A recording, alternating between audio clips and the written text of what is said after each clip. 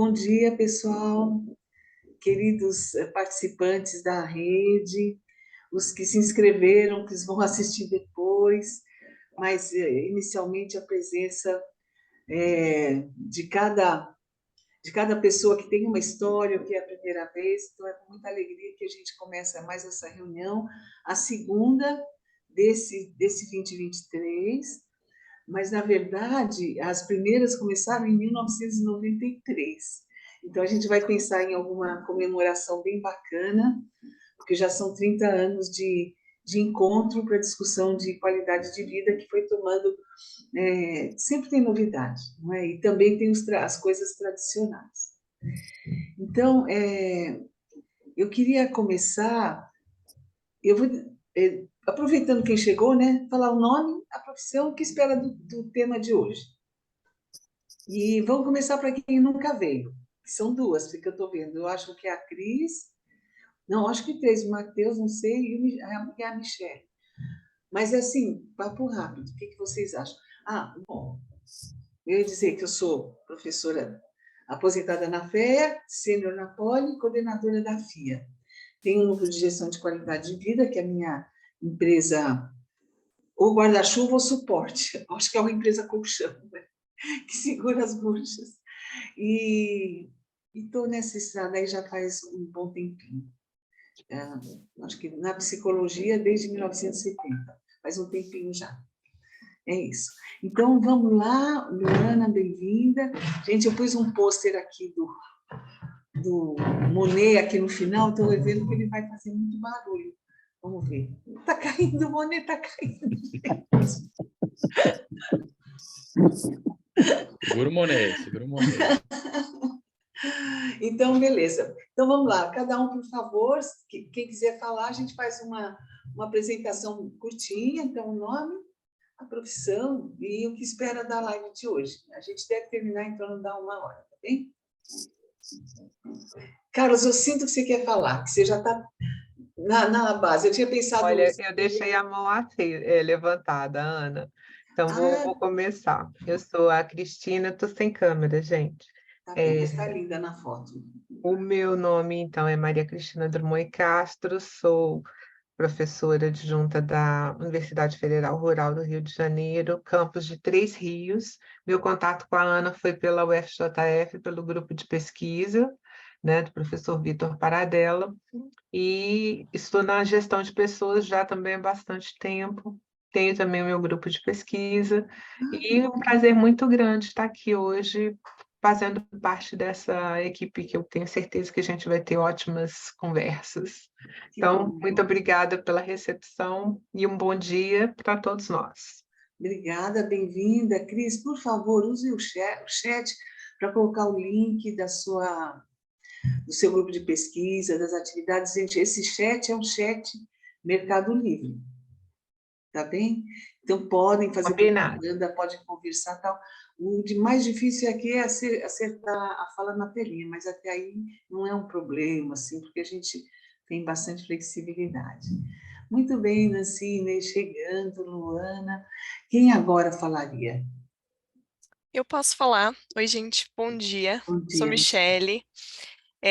Eu trabalho na área de vendas, na verdade, eu sou do Gympass, não sei se alguém conhece, é uma plataforma de bem-estar corporativo. E, assim, eu venho participando de várias palestras, atividades relacionadas à qualidade de vida, porque o meu público-alvo é principalmente o RH e eu sei, né, da preocupação que a qualidade de vida vem tomando ali um espaço a mais dentro dos RHs, pelo que eu venho acompanhando. Então, é sempre importante aqui do meu lado, como vendedora, fazer esse acompanhamento, tá? Um prazer, obrigada aí pelo espaço. Nossa, Michele, essa interface, saúde mental, qualidade de vida, a gente vai ver como que elas estão se conversando. E vendas é muito importante. Primeiro, quem está em vendas está com a cara no mercado, né? E é o cartão de visita da empresa. Então, tem algumas iniciativas fortes e quando vem de vendas, ela fica mais forte ainda. Bem-vinda, tá bem? Bom, todos são bem-vindos, vocês sabem, né? E aqui é sementinha para depois vocês continuarem se encontrando. Quem quer falar agora? Alguém falou que está no Zoom da mãe. Quem que é? Eu não sei quem é o nome da sua mãe. Raceme Ferreira Batista. Está no Zoom da sua mãe, mas o seu nome é parecido. Quem quer falar, gente? A ideia é o nome, né? O que faz e o que espera da fala de hoje, do nosso bate-papo.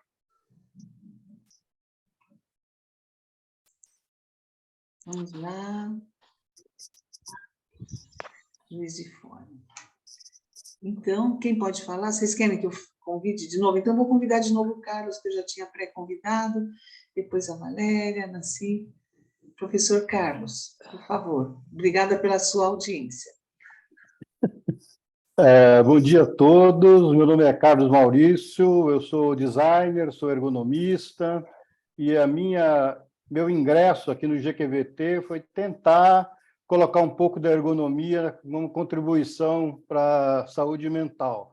Está tudo muito interligado, já que a ergonomia estuda todos os aspectos do trabalho, a segurança, a saúde, o meio ambiente e, evidentemente, a saúde mental das pessoas. Eu estou mais aqui para aprender do que para ensinar, né?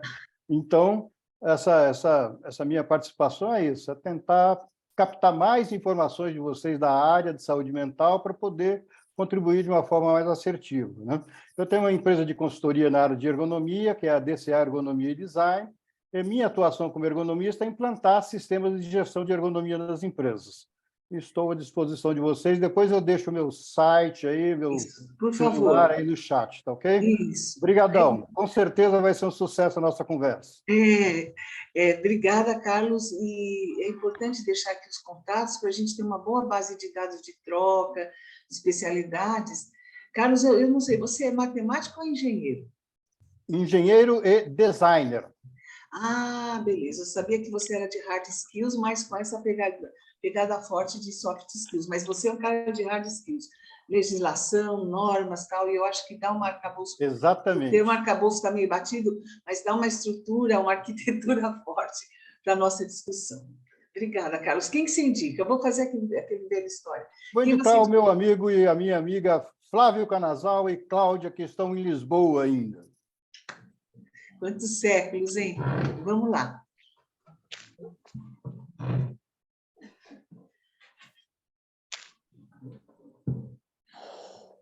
Quem vai falar? Flávio ou Cláudio? O Flávio. A Cláudia ou o Flávio? Bom, então, Maurício, já que o senhor falou meu nome primeiro, né? Primeiro é tudo certinho aí, né? Ótimo. Bom, formação, sou engenheiro de segurança do trabalho.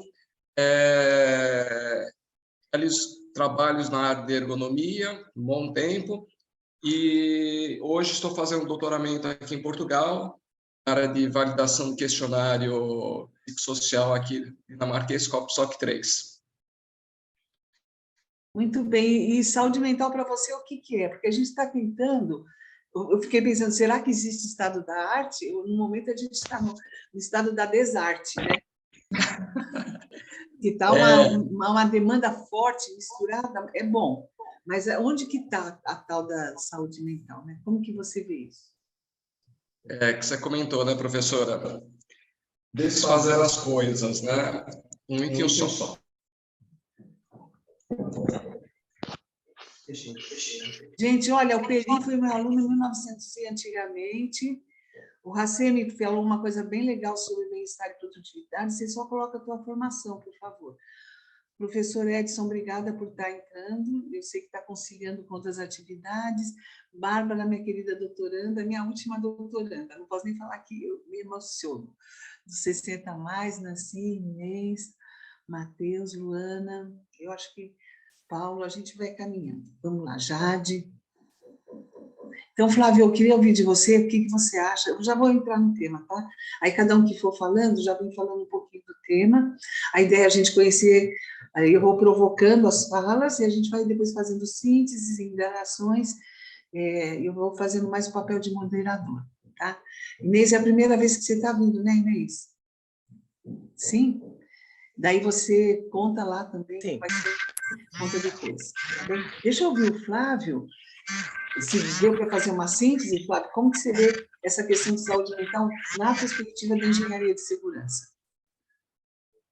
Bom, Ana Cristina, De repente eu posso falar um pouquinho a questão Mas bem pouquinho, viu, Flávio? Não é para empolgar. Não, né? bem pouquinho mesmo, né? É Questões TikTok aqui. Aqui é tudo TikTok. Questões das experiências profissionais minha no período que estava no Brasil, né?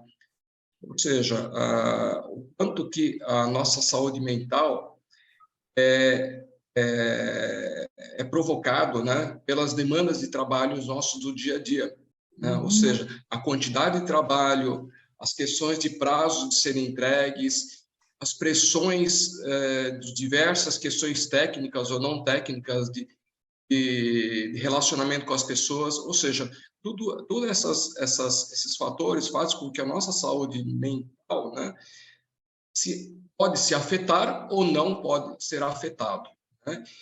E hoje em dia, cada vez mais, ele falou o seguinte, que está mais a probabilidade de ser afetado e não ser afetado, né?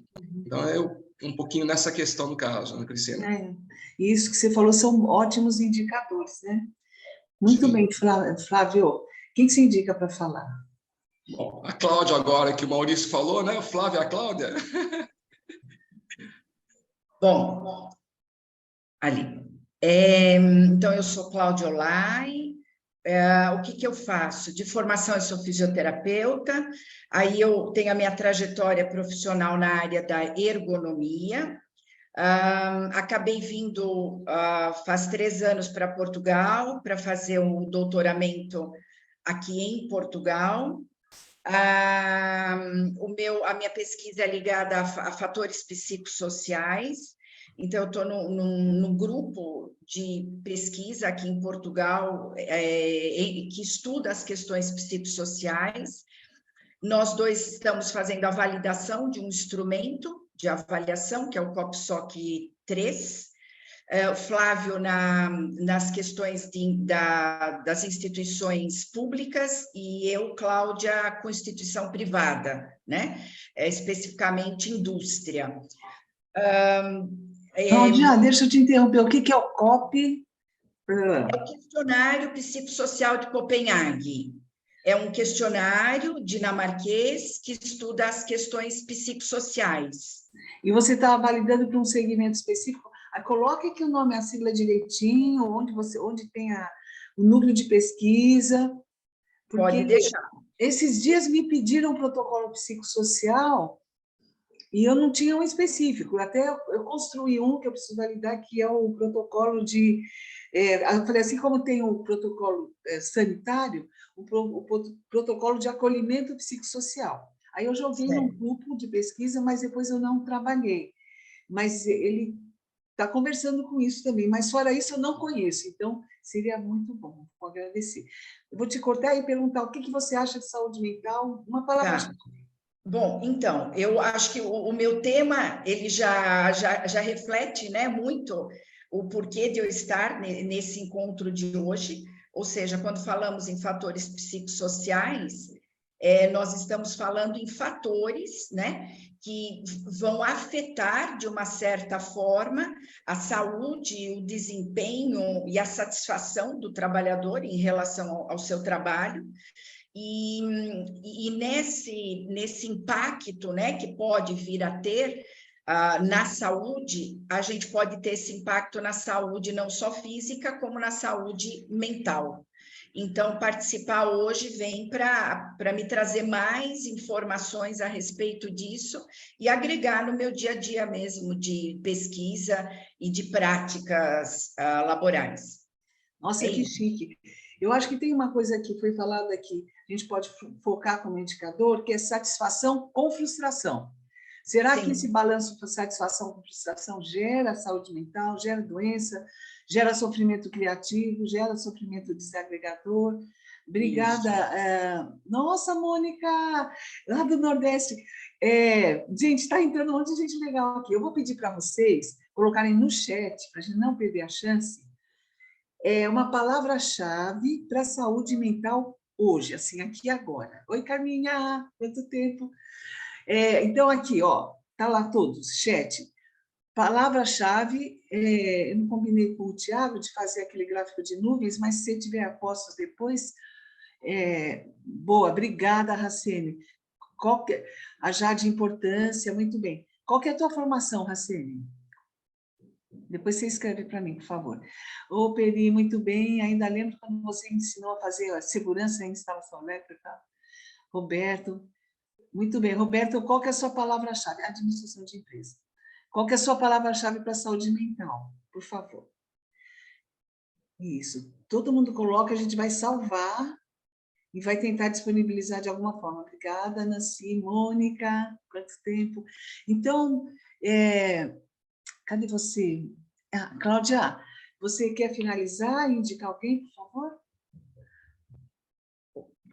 Desculpa. Bom, eu vou indicar aqui, vamos lá, vamos para a colega Germana. Vamos lá, Germana, bem-vinda, ela está chegando agora.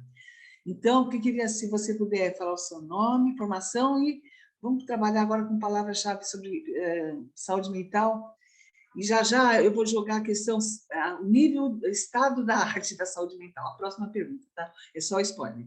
Então, Germana, você consegue se comunicar? Sabia que o Roberto ia falar psicofobia. Eu ia postar isso. Germana, você está à frente da diretoria da Federal de Pernambuco. Que beleza! Você sabe que Natal, também a Federal do Rio Grande do Norte, também tem um comitê bem estratégico de qualidade de vida. Seria bom conhecer lá, e a UFBA também tem. Que linda, muito bem. Você não pode aparecer, Germana, e falar? Saúde e missão. Eu acho que ela não pode. Bem, então, Germana, eu vou chamar a Valéria, que foi a primeira que entrou na sala, gente. Vamos ser meio civistas, gostando da pontualidade. Olá, pessoal, um prazer estar aqui com vocês novamente. Cris, obrigada por essa oportunidade. Eu sou Valéria Lasca, eu sou psicóloga, docente, coordenadora de cursos da FIA, do Núcleo LabFim Provar, e também trabalho com treinamentos corporativos. Muito bem. E o que é para você saúde mental hoje? Saúde mental é um bem-estar, né, subjetivo, e a nossa capacidade de lidar com as situações cotidianas e superá-las, né? E a construção de relações saudáveis no dia a dia. Nossa Senhora, eu acho que você pode patentear essa definição, hein? Se você conseguir lembrar e escrever e pôr seu nome do lado, porque essa coisa do bem-estar subjetivo, ele se mistura com outras questões de saúde mental. E o bem-estar sozinho, ele entra muito para a sociologia. Então, eu achei que a sua definição ficou bem atrativa. Obrigada, viu? Obrigada. Você pode indicar alguém? Eu indico a Bárbara. Oi, Bárbara. Olá, pessoal, bom dia, prof. Tudo bom? Tudo ótimo, bom te ver. Bom te ver, bom ver vocês todos também, bom estar aqui na reunião, a gente sempre sai daqui reenergizado, né? Muito bom. Então, professora, o que agora, professora, quer só uma palavra ou quer o que eu vejo, que eu estou pensando sobre o assunto no momento? Agora que você falou que está pensando, a gente quer saber, mas pensa curtinho, né? Estou tentando escrever aqui então, no chat eu coloquei a palavra atualidade, tá? Eu acho que é o que a gente está, todo mundo tentando trabalhar e está todo mundo vivenciando, estudando isso no momento, né, na nossa área, tá? Aí depois, então, quando abrir o outro processo, a outra parte lá do que a gente está trabalhando, eu falo mais para dar chance dos colegas falarem. Tá bem, Bárbara. Tá bom? Tá ótimo. Pode ir a Inês. A Inês, muito bem. Deixa eu só perguntar uma coisa. Tiago, você consegue abrir um registro daquelas perguntas para a gente já mostrar as respostas sintetizadas? Sim, eu vou abrir aqui e já vou compartilhar, só um minutinho. Tá bem. Seria em que nível de estado da arte que está mental? Eu estou usando o termo mental health, porque esse é o que apareceu no algoritmo, né?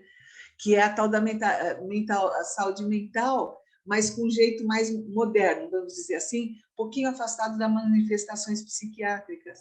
Hoje o psicossocial ele tem uma carga maior do que os clássicos, que são importantes, droga, esquizofrenia, aquelas desordens, as psicoses mais graves, né? Pode repetir a questão, professora? Ai, caramba. Em que nível de estado da arte está a saúde mental, entre parênteses, mental health? Então, vocês podem colocar uma palavra-chave para ficar melhor, mais visível. Uma resposta, quando comporta uma resposta, como que é? É uma resposta só, né, Tiago, para tabular? Ele vai recebendo as respostas e vai arquivando aqui. Tá bem, tá bem. Obrigada. Nossa, quanto tempo que tem gente aqui aparecendo, Elgis, fazia tempo. Muito bem, Rodrigo é novo. Por favor, querida Inês, minha parceira de um projeto que vai bombar, se Deus quiser. Bom, eu sou Inês de Oliveira, eu sou psicóloga, coaching, professora universitária também. Fui gestora do RH, sou gestora do RH agora também. Eu trabalho com a parte também de perfil, de recrutamento e seleção. E acabei também de concluir um curso de avaliação psicossocial na área de prevenção das NRs, né? E também trabalho com projetos, né? Com cursos, e parceira aí da Ana Cristina Limonge. E, para mim, assim, a questão da saúde, né? Eu acho que vai muito em contra ao autoconhecimento. Eu acho que, a partir do momento que as pessoas hoje estão muito inseguras, precisam se conhecer, saber melhor, se direcionar nas suas competências, e justamente os fatores externos estão evoluindo, avançando, né, na personalidade das pessoas. Então, a insegurança, tá, os medos.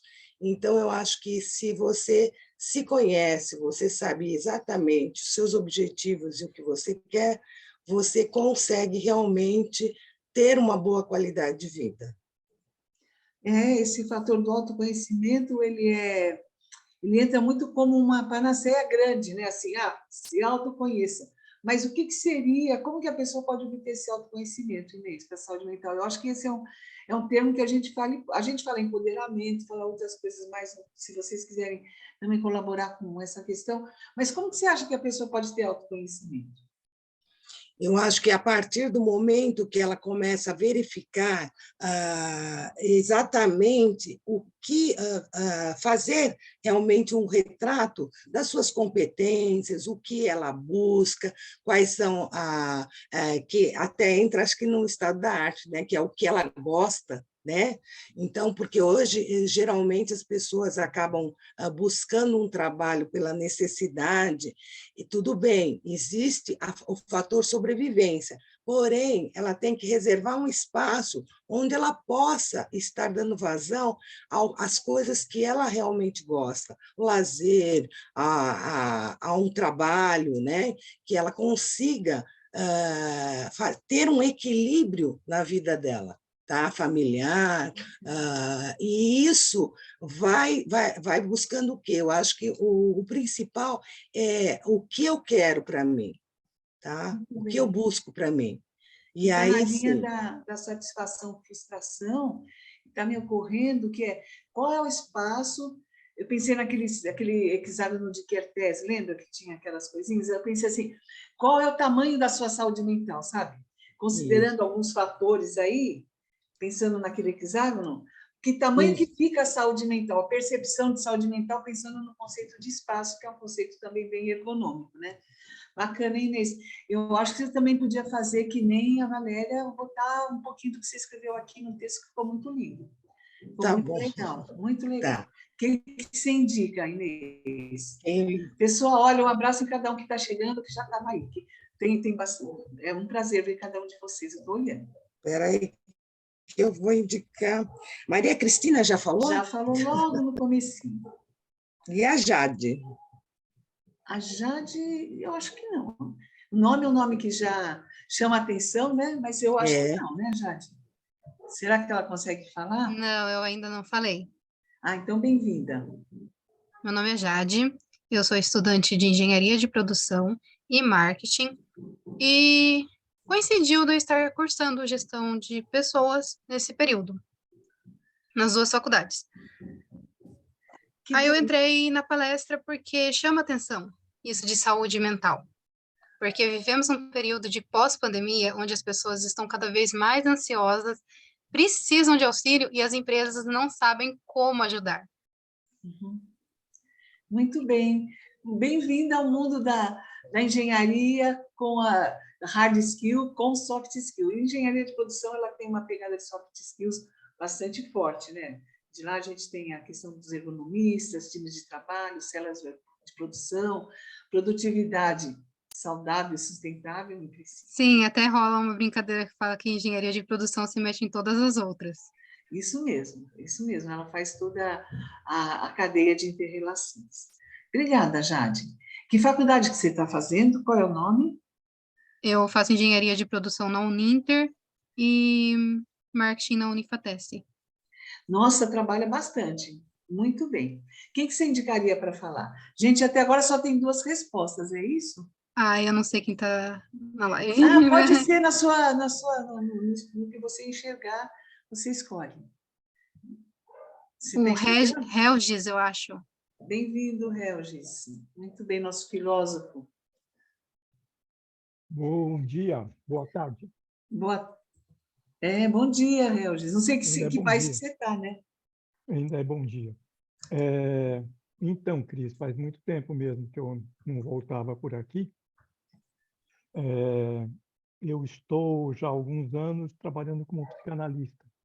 Eu saí da filosofia, eu vinha fazendo pesquisa em filosofia e psicanálise no ATESFIC, e fiz uma formação em psicanálise, e hoje eu estou concluindo um doutorado, espero que nos próximos meses. O seu som está um pouquinho longe, Helgis. Espera aí. Se puder dar uma mexidinha aqui, seria bom. Deixa eu descobrir por quê.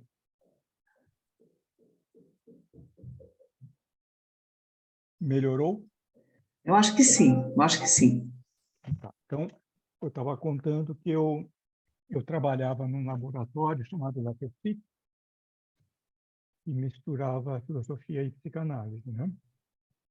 Isso no final da minha graduação em filosofia. E aí eu fui para a psicanálise, fiz uma formação no SED, e eu já estou há uma década trabalhando como psicanalista, abandonei a consultoria, tá? E estou agora concluindo, eu fiz um mestrado em filosofia política, acho que foi na época que a gente se conheceu, Cris. Eu concluí, agora eu estou concluindo um doutorado em psicologia social lá no IP da USP. Muita coisa, hein? Quem é teu orientador lá? É o Sigmar Malvese. Ah, que beleza. E eu convenci o Sigmar a gente fazer uma tese sobre psicanálise e teoria social aplicada à gestão. Que beleza. Então, nesse tema de saúde mental, ligado ao trabalho, eu tenho pesquisado algumas vertentes que vieram do Instituto Tavistock, lá da Inglaterra. Eu não entendi o sobrenome, Helgis.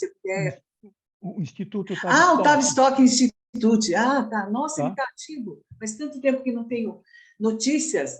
Não, ele está até ativo. colocar aqui o link. É muito legal. Os primeiros estudos do modelo sociotécnico. Isso. Eles tiveram, no começo da discussão de grupos, né, quando estava lá o Bion, uma forte influência dos modelos do Kurt Lewin, né? Toda a psicanálise de grupo social, ela tem muita relação com Kurt Lewin, tá?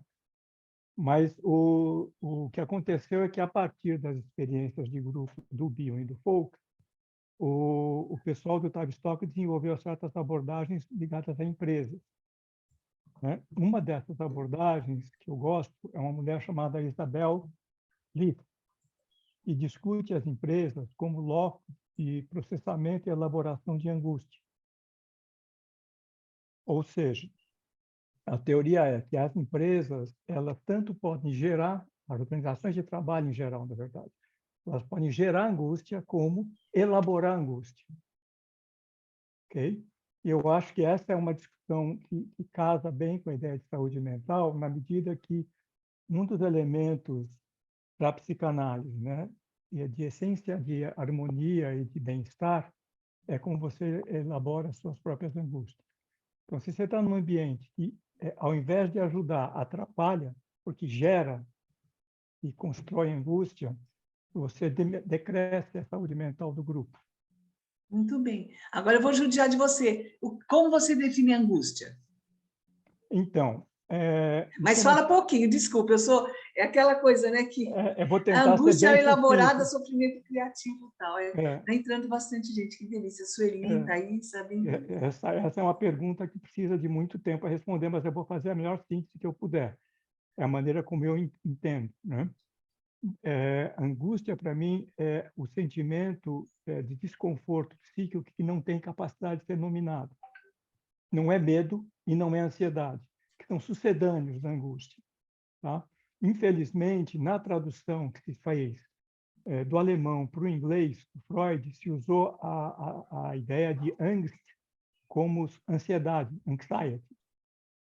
E a gente aqui no português acaba traduzindo toda a obra que fala de angústia por ansiedade. Eu não concordo.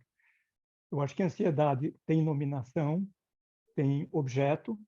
Eu consigo dizer, você está ansioso por quê e para quê. Medo, no sentido mais genérico também. Angústia, não. Então, bem interessante esse conceito, e eu acho que colocar um ao lado do outro vai facilitar, inclusive, a reflexão, a transformação. E uma das coisas que eu associo à questão da angústia, não sei se alguém mais também pode manifestar, que é um termo que eu acho que nunca apareceu aqui na rede, né? Ele é uma coisa grande que te comprime, ele te ocupa, né? É uma coisa meio mole, vamos dizer, que você pode reagir, mas ele está lá. Então, seria uma coisa que te ocupa, te mobiliza, né? E a ansiedade, eu acho que ela tem essa coisa de que alguma coisa está te cortando, né? Eu acho que ela tem uma coisa da adaptação externa, e a angústia ela tem um peso muito maior dentro, pensando aí em imagética, vamos dizer assim, né? Nossa, isso aqui se tiver algum livro para você sugerir, alguma coisa, eu acho que vale a pena. Tem um livro da Isabel Menzelice, eu posso postar para vocês. Isso. O trabalho dela sobre organizações serem locos de angústia. E me parece que ela conversa junto também com o Dejur quando fala de sofrimento criativo e sofrimento desagregador, né? O Christopher Dejur. Na verdade, você vai ter 3 linhas muito distintas. A linha do Tavistock, a linha do Dejur, que saiu de psicopatologia para psicodinâmica, né? Aí mudou, e a linha do pessoal de psicossociologia. São 3 abordagens muito diferentes. Eu acho que a abordagem da Isabel é mais ligada às teorias de grupo originárias do Tavistock. É um pouco diferente, porque o Dejur não dialoga tanto com essa turma. Com as questões ocupacionais, né? Quem dialoga muito com essa turma do Tavistock são 2 franceses, o René Caes e o Didier Anzier. Tá? Muito bem. E vale a pena, já que estamos falando disso rapidamente, a gente lembrar que temos aqui do lado um cara muito importante, chama-se Pichon Rivière, que tem uma teoria social e de grupo aplicada ao trabalho muito, muito sofisticada e muito importante. Eu acho que essa geração aí deve estar agora na fase dos que estão vivos, 90, 100 anos. E as publicações, eu acho que elas explodiram nos anos 60, né? E ainda são atuais, né? Muito bom. Nossa, uma aula, hein, gente? Que beleza. Muito bem, muito bem. Quem você sugere para falar? Obrigada, Roberto. Jade, pela definição de angústia. Roberto já falou? Não. Então vai lá, Roberto. Obrigado. Bom dia a todos. Bom dia. Feliz por estar aqui. Estar perto da Cris, a gente já aprende só por estar perto dela. Essa parte aí é merchandising, tá? Combinadinho. Tá? É verdade. Para falar sobre a palavra, não é isso? Não, é para falar o que você é um psiquiatra que trabalha com suicídio, faz a parte de banco de dados, e o que é saber para você a questão da saúde mental. Como que ela está hoje? Como você vê hoje? Eu gostaria de ser mais otimista, mas, infelizmente, o que eu vivo é muita negação. Eu resumi na palavra psicofobia, né? Mas isso é o que eu vivo. E eu vou dar um exemplo que tem um lado muito positivo, mas também tem um lado de gap. não sei se vocês acompanharam, mas dia 24 deste mês encerrou o prazo para uma consulta pública sobre estratificação de risco em saúde mental na atenção básica, feito pela Prefeitura Municipal de São Paulo. Primeira vez que eu vejo isso, hein? Nossa, mas que luxo! Exatamente, Cris, exatamente. Fui ler. Eu acho que é legal lermos mesmo que o prazo tenha acabado. Uhum. Não, a questão da categorização de risco, estratificação, ela facilita os fundamentos, a intervenção e toda a regulamentação, né? Ainda está em tramitação. Acho que a gente tem que reconhecer que é um luxo, como você está falando. Recentemente, eu venho de uma experiência de traumas pré e perinatais, que eu nem sabia que existia, mas fui me meter nisso. Achei muito legal. Isso é um papo para depois. Agora, por que eu citei esses traumas pré e perinatais? Porque quando a gente olha essa consulta pública, esse modelo, essa proposta, chocantemente, a gente não encontra articulação com a saúde materna e infantil. Pois mas então onde começa a saúde mental? Assim, organicamente falando, emocionalmente, não dá para separar, né? E não tem violência. Acho que vale a pena ler, dar uma olhadinha. Tem uma figura que resume bastante. Quem quiser, eu posso compartilhar. Deixei meu WhatsApp aí, para mim é mais fácil passar pelo WhatsApp. Não tem saúde materna e infantil. Você vê um monte de coisa lá, mas saúde materna e infantil. Então, como é que fica? Então, o lado que eu vejo hoje é que, infelizmente, tem muita psicofobia. Quando eu procuro falar, deixa para depois, eu não vou, eu não sei, não é nesse fórum que a gente conversa. São as coisas que eu ouço no meu dia a dia. Muito interessante, muito legal. A política de cuidado materno-infantil ela é imensa, está direcionada pela Organização Mundial de Saúde, pela ONU, estava muito ligada ao aleitamento e à morte precoce dos bebês, né? Mas eu acho que ela pode estar, falou pouco, fala agora de puerpério e tal, mas olha aí, uma frente importantíssima, especialmente para mulheres trabalhadoras. E que não estão nos CLTs, não tem registro, trabalho precário, semelhante a escravo. Então, é um mundo muito interessante. Obrigada, Roberto. E obrigada por vir também, Oswaldo Stefano.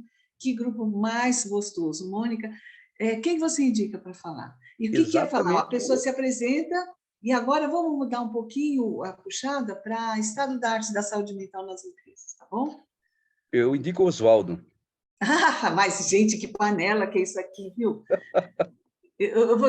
Vamos lá. Oswaldo, você já chegou, Oswaldo, meu querido colega de ABQV? Eu acho que ele está chegando. Ele não chegou ainda. Chegou? Cheguei, sim. Chegou? Oba! Fala, pessoal. Boa tarde. Não, bom dia. Bom dia, por enquanto. Então, a ideia é você se fazer? apresentar, seu nome, sua formação e como que você vê o estado da arte de saúde mental hoje nas empresas. Tá, meu nome é Oswaldo, eu trabalho numa empresa de promoção de saúde e qualidade de vida. Ela é sua empresa, né? Maratona Qualidade de Vida. Sou formado, sou educador físico, me formei também, minha segunda faculdade foi administração e a terceira foi marketing esportivo. Fiz MBA da BQV, fiz um MBA na USP de gestão de pessoas.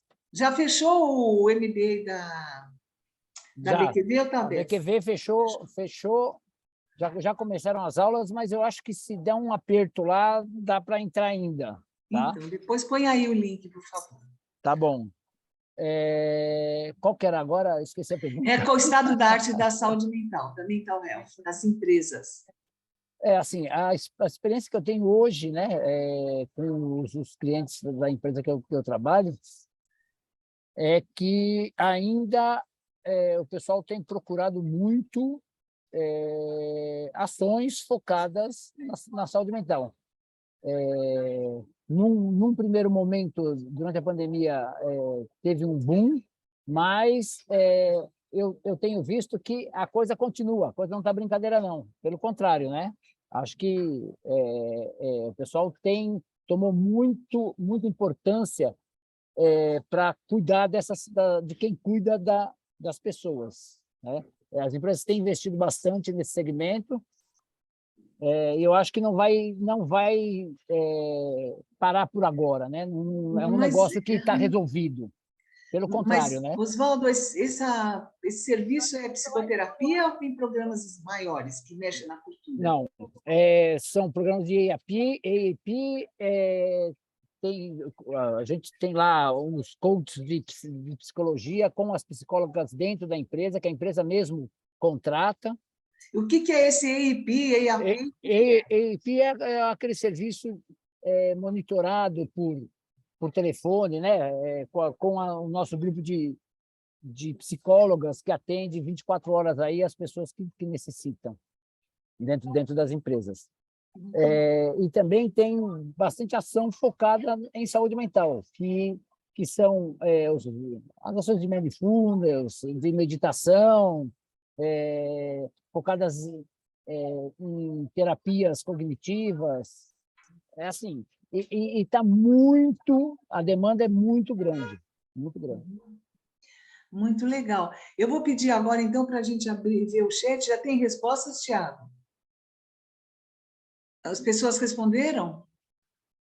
Temos aqui, por enquanto, 5 respostas. Então, gente, uma palavra-chave para o estado da arte em mental health. Está lá o link. Eu acho que se você puder botar novamente o link para as pessoas responderem, para a gente ver o que está acontecendo.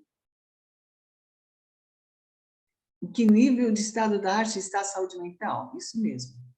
Vamos lá. Novidade, o momento atual de saúde mental, trabalho e sociedade em geral ainda deixa muito a desejar. Então, porque a outra pergunta é essa, será que está sendo eficaz? Por que isso está toda hora se repetindo? Parece uma coisa compulsiva.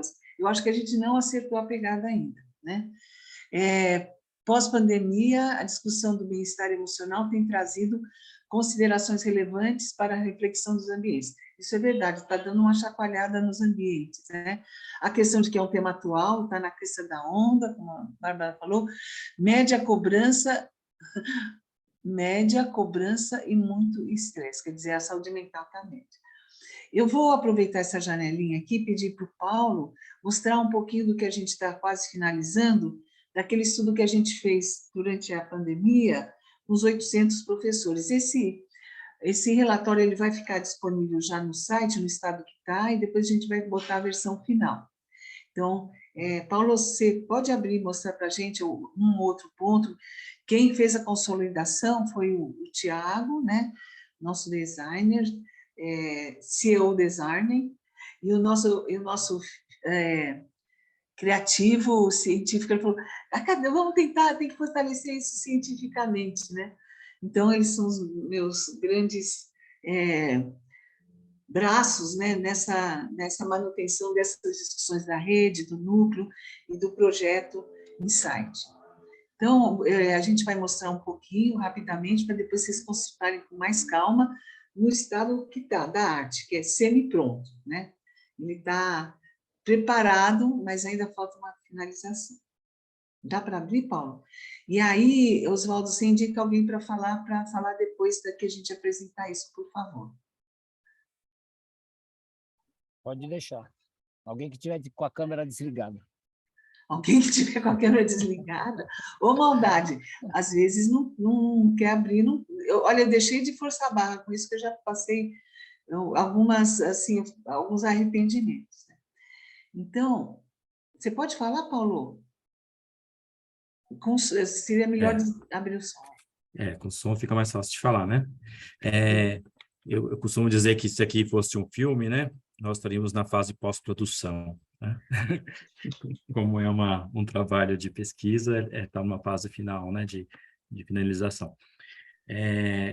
O projeto ele foi uma pesquisa, né? Eu vou mostrar o time que trabalhou, né? Na elaboração da enquete e depois ela ficou no ar de maio de 2020 a novembro de 2020, né?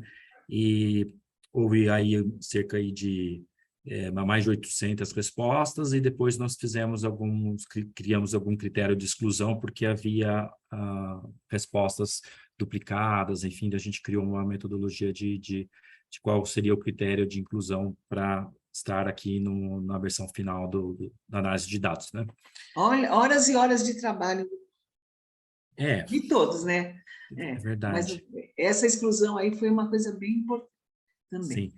Então o tema central é esse, né? Qual é uma enquete para saber sobre a sobrecarga do trabalho virtual e gestão da qualidade de vida no trabalho em tempos de Covid do trabalhador docente de ensino superior. E ele foi aplicado ainda durante a pandemia, né? Então, nós estávamos aí no auge da pandemia, com muitas incertezas e ainda num cenário bastante pessimista, né? Bom, aqui, Cris, você quer explicar um pouco melhor sobre a equipe? Eu acho que essa observação aqui do Edson, que ele ainda tem muito mais escrever e pesquisar na saúde mental. Sim, o que eu acho que a gente até pode comparar o que ficou de rescaldo, né? A gente tem uma mudança que foi o trabalho híbrido, né? E a mudança de cultura de negociação.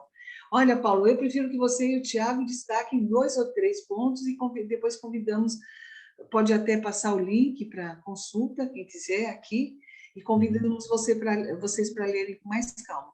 O questionário, eu acho que agora ele está fechado ou está aberto, Paulo? Que às vezes eu abro, fecho, porque para a gente... Ele tá fechado e ele tá aqui na apresentação, né? A gente tem todas as perguntas, então dá para a gente visualizar, né? Então, assim, foram consideradas 755 respostas, né? O critério de inclusão, na verdade, né? É que foi considerada a primeira resposta e a segunda, ela não foi utilizada no processamento, na análise de dados. E também, como tinha o termo de consentimento, né? Os que não deram consentimento também não estão inclusos na análise de dados e na elaboração final do relatório, né? Então, essa equipe inicial, né, do projeto, e no final, ela foi trabalhado pela professora Ana Cristina, pelo Tiago e por mim, né, na fase de processamento de dados, de análise de dados, né. Então, vamos pegar, olha, se puder colocar na tela inteira e colocar aquela questão de como está a qualidade de vida, tinha uma pergunta, como está a sua qualidade de vida de tal a tal, de 0 a 10, aquela lá a gente mostra só essa, depois fecha e o pessoal pode acessar o relatório, tá bem? Tá, então, deixa eu só... Roberto, Germana, você já conseguiu falar com o Roberto? Não sei se a Germana viu. Germana e Roberto estão aqui, tá aqui no chat para depois se comunicar. Bem, enquanto o Paulo localiza essa questão de como está a sua qualidade de vida, já achou, Paulo? Achei. Então tá. Então, isso era uma fotografia, né? A fotografia que cada um tirou nesse período de março a dezembro de 2020, né? É que não dá para botar a tela inteira, porque tem a lateral ali aparecendo. A tela cheia, se não der... Para mim tá inteira, não sei se como tá para vocês. Para mim não tá, mas então comenta e depois a gente disponibiliza, cada um dá uma analisadinha, porque é um monte de material. E, curiosamente, a gente não conseguiu, quer dizer, eu, juntar direitinho para transformar isso num artigo científico para submissão. Mas vai sair, antes do fim dessa pandemia, pós-pandemia, ele vai sair. Então, quais as notas que foram dadas? Eu posso exportar os dados aqui para projetar essa tela. Posso fazer isso enquanto vocês por favor, fazem alguma discussão? Hein? Sim. Então, Oswaldo, quem que você pensou?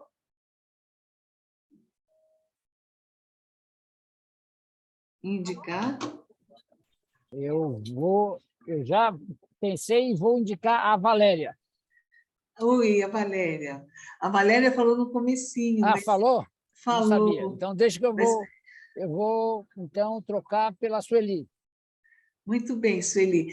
Essa gravação fica integral, disponível em 2, 3 dias, no máximo, lá na nossa página, que a gente vai postar aí ou não. Oi, Sueli, quanto tempo? Tudo bem? Eu achei que ele ia me chamar.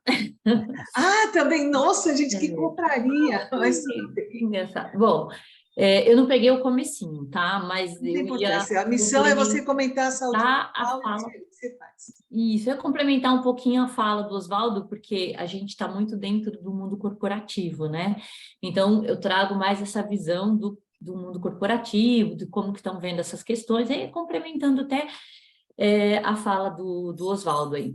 Tá, realmente, a gente percebe um boom de necessidade. Eu trabalho há muitos anos com a questão da qualidade de vida, da gestão de saúde, e um pouquinho antes da pandemia, isso já estava sendo um pouco mais... Já estavam procurando mais, já estavam dando uma atenção maior para isso. A gente, como promotores de saúde, de qualidade de vida, a gente sempre bateu nessa tecla, mas nunca fomos muito ouvidos, né? Esse assunto sempre estava onde você está hoje? Você está numa corretora de saúde? Eu estou em várias. Hoje eu estou prestando serviços em algumas empresas, de vez em quando aciono aí o Oswaldo, mas não para a empresa final. Então, eu estou numa empresa de AP, como o Oswaldo trouxe um pouquinho, que me dá uma visão de vários clientes, de várias empresas e algumas corretoras pequenas que eu faço algumas análises, então presto alguns serviços nessa linha também. E claro, né, eu fiquei muitos anos numa multinacional, numa empresa onde que eu atendi muito cliente grande, conhecido. Então, a gente tem essa visão, né, de como que o mundo corporativo vê isso. E um pouco antes da pandemia, essa questão já estava muito sendo discutida. Os RHs e as áreas de saúde das empresas estavam abrindo um pouco mais a porta para isso. Com a pandemia, escancarou, porque veio uma necessidade urgente, premente de discutir isso. E isso é positivo, e o que eu estou vendo hoje, gente, assim, do lado de cá, é isso que o Oswaldo falou, um desespero, uma necessidade de fazer alguma coisa, as empresas estão procurando, ainda um pouco perdidas, eu vejo muito, porque a gente entende que um programa de saúde mental tem que ser estruturado, ele tem que trazer resultado, ele tem que ser medido, tem que ter avaliação psiquiátrica, tem que ter uma cadeia coordenada, a gente tem a governança desse processo. E o que eu vejo as empresas fazendo hoje é o desespero de jogar todo mundo para fazer psicoterapia online. Tá? E aí a gente não tem retorno disso, porque eu não sei como que isso está sendo... Então, os EAPs colocam lá dentro de 6 ou 8 sessões, não tem avaliação psiquiátrica. Quando tem, ele vai para o plano de saúde que não fala com quem está no IEP atendendo. Então, a gente fica com isso um pouco esfacelado. A gente não tem ainda um trabalho de efetividade que faça uma cadeia e uma governança de todo esse processo que a gente possa avaliar resultados, unir as partes, a saúde ocupacional, enfim, desculpa se falei demais, mas eu sinto um pouco ainda falta isso no mercado ainda. Então, isso daria uma bela live, né? Quais são as lacunas nos processos de gestão de qualidade de vida? E a outra coisa que você falou da avaliação psiquiátrica. Então, não só a avaliação psiquiátrica, como a próprio diagnóstico psicológico. Tudo bem, você pode fazer psicoterapia breve, né? A CVV é um sucesso, tem resultado. Mas a questão fisiológica, hoje a gente tem contaminação de agrotóxicos que geram sinais de esquizofrenia, depressão, até tendência a suicídio. Então, tem uma combinação de diagnósticos que não ocorre e que você acalma, talvez, ansiedade, angústia, o nome que a gente for dar, mas a gente acaba, esvazia um pouquinho o copo cheio, mas acaba não tendo a cara do que está acontecendo, né? Então, eu anotei aqui a questão do processo, gestão de processos, e aqui eu vou colocar um link do professor Mário Salerno, lá da Poliprodução, a aula que eu dei na terça-feira, só sobre o que é gestão de processos. São 22 minutos, é um show, é um show. Oi, Liana, bem-vinda! É um show total. Então, essas lacunas dos processos, que tipo de competências a gente precisa para diagnóstico, e a outra coisa, o escancarar, quer dizer, ou faz ou a coisa vai virar pior do que está, né? E foi uma resposta imediata, mas ainda inconclusiva e fragmentada. Bom, eu que falei demais agora. Su, quem que você indica para falar? Bem-vinda, quem está chegando agora e quem está com bastante tempo quietinha, Mônica. Deixa eu ver aqui quem mais ainda não falou. Eu acho que a Bárbara quer falar, né? Se ela não falou ainda, eu vou chamar ela. Vamos lá. Oi, gente. Então, eu até já falei, mas na fala aqui da Sueli e o comentário que a professora fez, me veio em mente a questão assim, sim, né? A gente nas empresas, a gente está tentando atender essa questão, né, da saúde mental dos funcionários, só que é algo muito novo, né, porque você imagina, não é o que eu acho que eu vejo mais complicado da gente ver nas organizações, é que você falou da questão que a gente às vezes não tem, né, não tem mesmo o preparo, né, na gestão para trabalhar com isso, não tem algo novo, mas eu acho que nem é a questão do ferramental, da formação, que é o principal, porque daí, com o tempo, a gente vai se organizando. Mas eu acho que é a questão não é um gesso que a pessoa colocou que dentro de um mês ela volta ao trabalho, né? É a questão da gente não saber quando a pessoa, e se a pessoa ficará bem para retornar ao trabalho, ou por quanto tempo ela continuará trabalhando em sofrimento, sabe? Eu acho que essa questão da subjetividade, de não saber, não ter como quantificar direito, é um grande gargalo que a gente tem aí e que eu não vejo ninguém comentando essa questão do tempo de recuperação, de como fazer, porque realmente cada pessoa vai ter um jeito, né? Os colegas aí que são profissionais da área mesmo, né? Tem pacientes de muitos anos, e aí eu vejo como que a gente, na organização, vai lidar com um funcionário assim, né? Essa questão do tempo ainda não foi passada para a gente, eu só queria fazer esse à parte, só.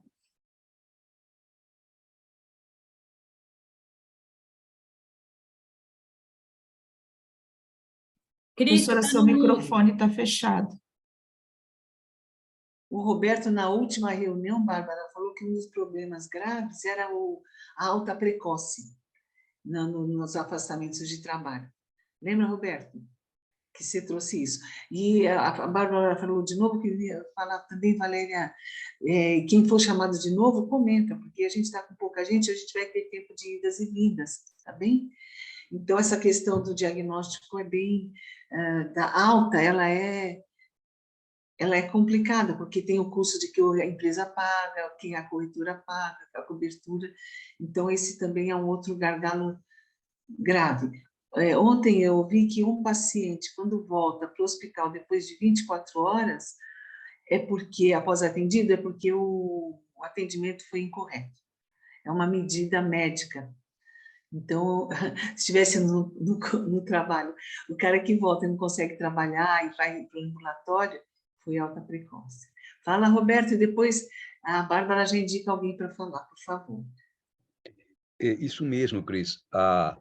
O paciente recebe alta e ele se perde na rede.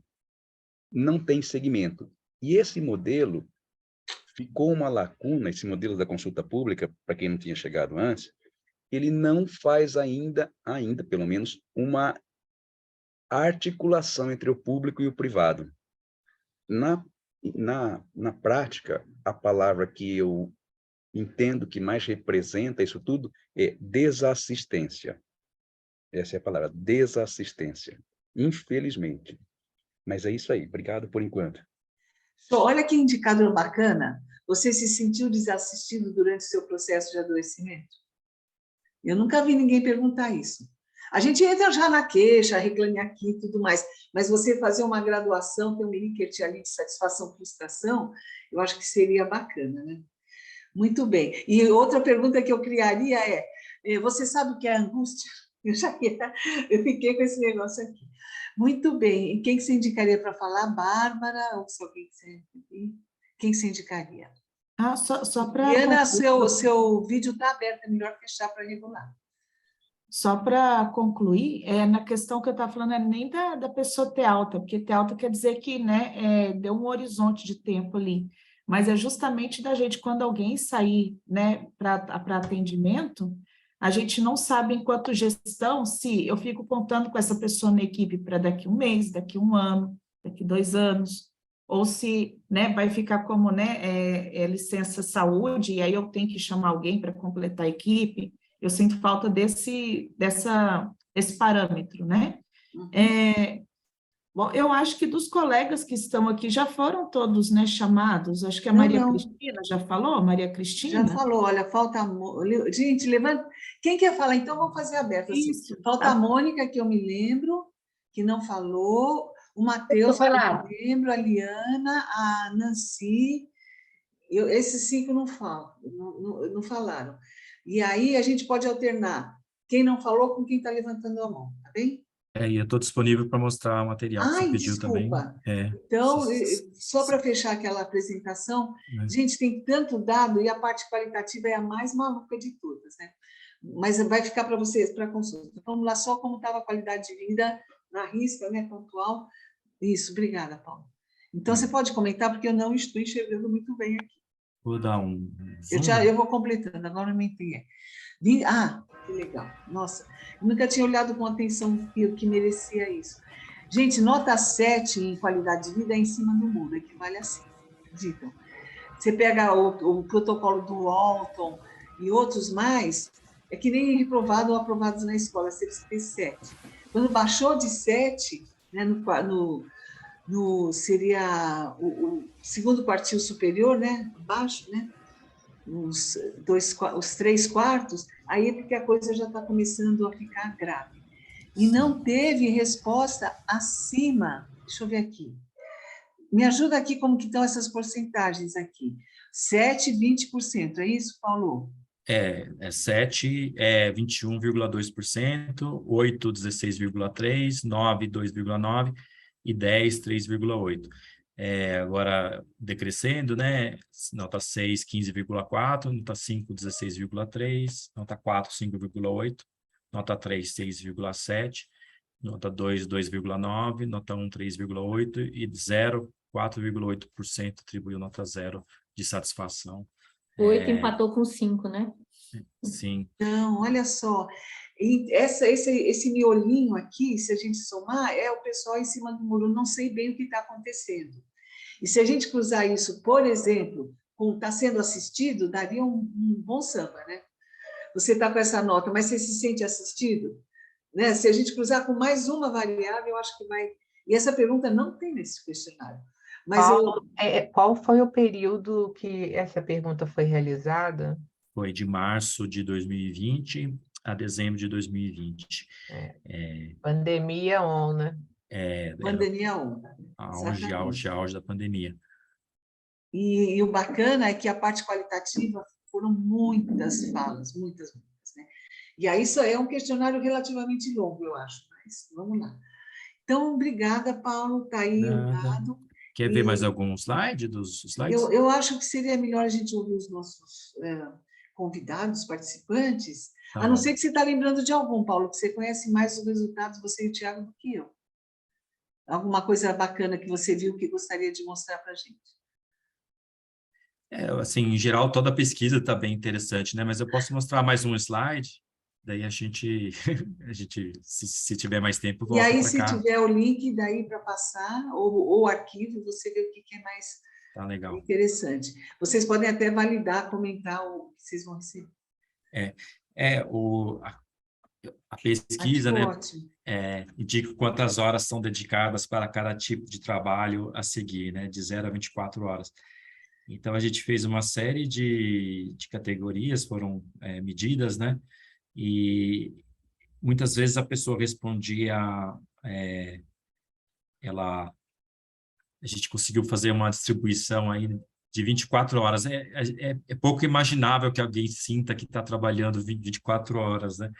Mas a pesquisa permitia a sensação que a pessoa tinha, pelo fato de estar online, muitas pessoas sentiam que o tempo todo ela estava podendo ser demandada, né? Então, essa foi uma... Genial. E como o Thiago falou, a consolidação dessa tabela está tudo de bom. E uma coisa que eu costumo trabalhar é, você sabe quantas horas trabalha e a outra contrapartida, né, o contraste, quantas horas você descansa na semana. A gente sabe, trabalha entre 40 e 64, mais ou menos, 65 são os números, em média. Ou tem gente que trabalha 12, considera 12, dependendo da fase da vida. Então, de 12 a 65, que é os altos executivos, tem lá uma tabela mundial. E aí você fala, quantas horas você descansa? Isso eu não sei, também não sei o que é descanso, conta lazer, conta tal. Então, essa definição, para dar o contraste, seria show para essa coisa do trabalho 24 horas, né? Obrigada. Vocês viram que capricho? Obrigada, Paulo, você fez uma super seleção e legal que o Thiago tinha sinalizado dessa consolidação, que aí são respostas complexas, o desenho da questão não ficou muito bom, e parabéns, é isso mesmo, obrigada, Bárbara. Muito bem, onde que a gente estava? Agora já perdi o pé, me ajude, me ajude. Quem que é o próximo a falar? Tem o Roberto e o Regis, que estão com a mão em E tem os que não falaram, que seria a Mônica. Quem que não falou ainda? Eu acho que é só a Mônica e o Matheus, que eu estou lembrando. Ai, a Nancy, imagina. Nancy, como você está quietinha? Como não é você? Estou aprendendo muito, só isso. Ai, que linda. Então você podia falar o que você faz e que é, vamos dizer, as lacunas de saúde mental. Vamos agora partir para o contraste. Depois eu vou pedir para a Mônica, se puder, o Matheus, o Edson, quem puder falar, por favor. Quem não puder, já falou, não posso falar, escreve no chat, tá bem? Bom dia, gente. Sou Nancy Pinheira. Para mim é relevante porque eu estou fazendo uma MBA em ESG, na ISPER no IBMEC, e se fala muito de ESG como se fossem imediatamente ligando com ambiental e com governança, mas esquece muito do social. O social é deixado para trás. Quando se fala muito de cuidar dos stakeholders, de cuidar do lucro, o lucro participativo, sustentabilidade e tal, quando você não cuida da pessoa, você não cuida de mais ninguém. Cuidado com as pessoas, para mim, o indispensável. Então, falar de saúde mental para mim no trabalho é um ponto crucial para poder apontar como um risco para ser tratado, como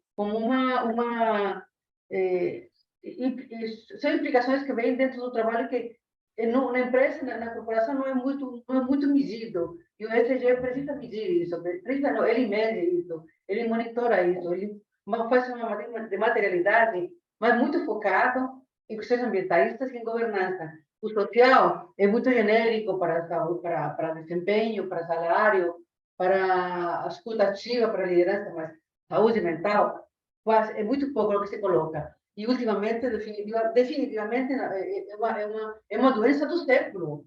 Se você não toma a saúde mental como referência para você cuidar da pessoa que cuida do planeta e que toma ordens, você não tem sequência de ordenança para nada. Isso que eu queria falar, gente. Obrigada. Então, saúde mental... Será que existe uma certa invisibilidade da doença e da saúde mental na discussão do ESG? Eu acho que eu nunca vi... quer dizer, mentira, tem quem faça ESG e saúde mental. Fácil. Mas saúde e segurança, mais qualidade de vida mais ou menos do trabalho, mas é um tema meio invisível, né? O que pega mesmo é carbono. Falou ESG, isso. Hidrogênio verde. Então, será que o Fórum Mundial está tratando... Porque você tem a Organização Mundial de Saúde, que trata da pandemia, pós-pandemia, suicídio, mas saúde mental como conceito, eu acho que talvez seja importante perceber que a gente lida com um fenômeno que é tratado como invisível, muitas vezes, né? Então, eu acho que, não sei se sou a pessoa mais certa para fazer isso, mas eu estou fazendo esse MBA, e temos um grupo de pesquisa agora, e eu foquei muito... Um pouquinho mais devagar, Nancy, teu portunhol está judiando aqui de mim. Eu foquei muito no meu grupo de pesquisa que formamos com Portugal, com estudantes do Brasil. O meu foco é isso, o social, não tanto na questão do salário, é no saúde mental mesmo, no cuidado da pessoa. Se você quer tomar conta do planeta, toma conta primeiro da pessoa, primeiro, acima de tudo. Nossa, e daí tem o materno infantil e tudo mais. Então, nossa, essa é a minha ideia. Obrigada. Que beleza. Deixa eu ver, Roberto Elges, deixa eu ver se a Mônica quer falar, se pode falar, e o Matheus, são os dois que faltam, se querem falar. Mônica? Matheus? Não. Então, a gente vai... Não sei quem estava na frente, Elges ou Roberto? Vocês escolhem. Quem que estava, vocês sabem? A Liana também me falou. Liana, Li, o teu vídeo está aberto, o teu áudio não está saindo. Aí, pronto. E depois que um deles falar, daí se puder falar sobre a questão da saúde mental, eu vou agradecer. Então, gente, quem que vai falar?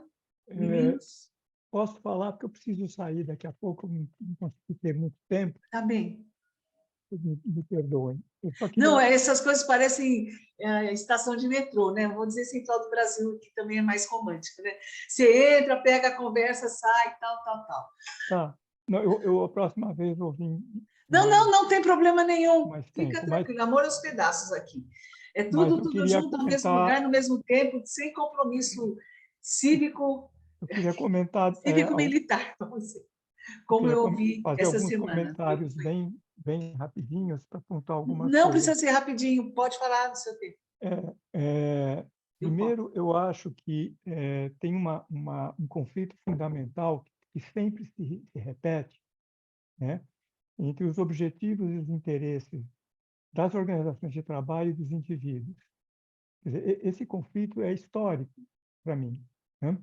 Quer dizer, quando a gente fala, o sujeito adoeceu e ele precisa voltar para o trabalho, eu estou olhando o sujeito a partir da organização do trabalho. Okay?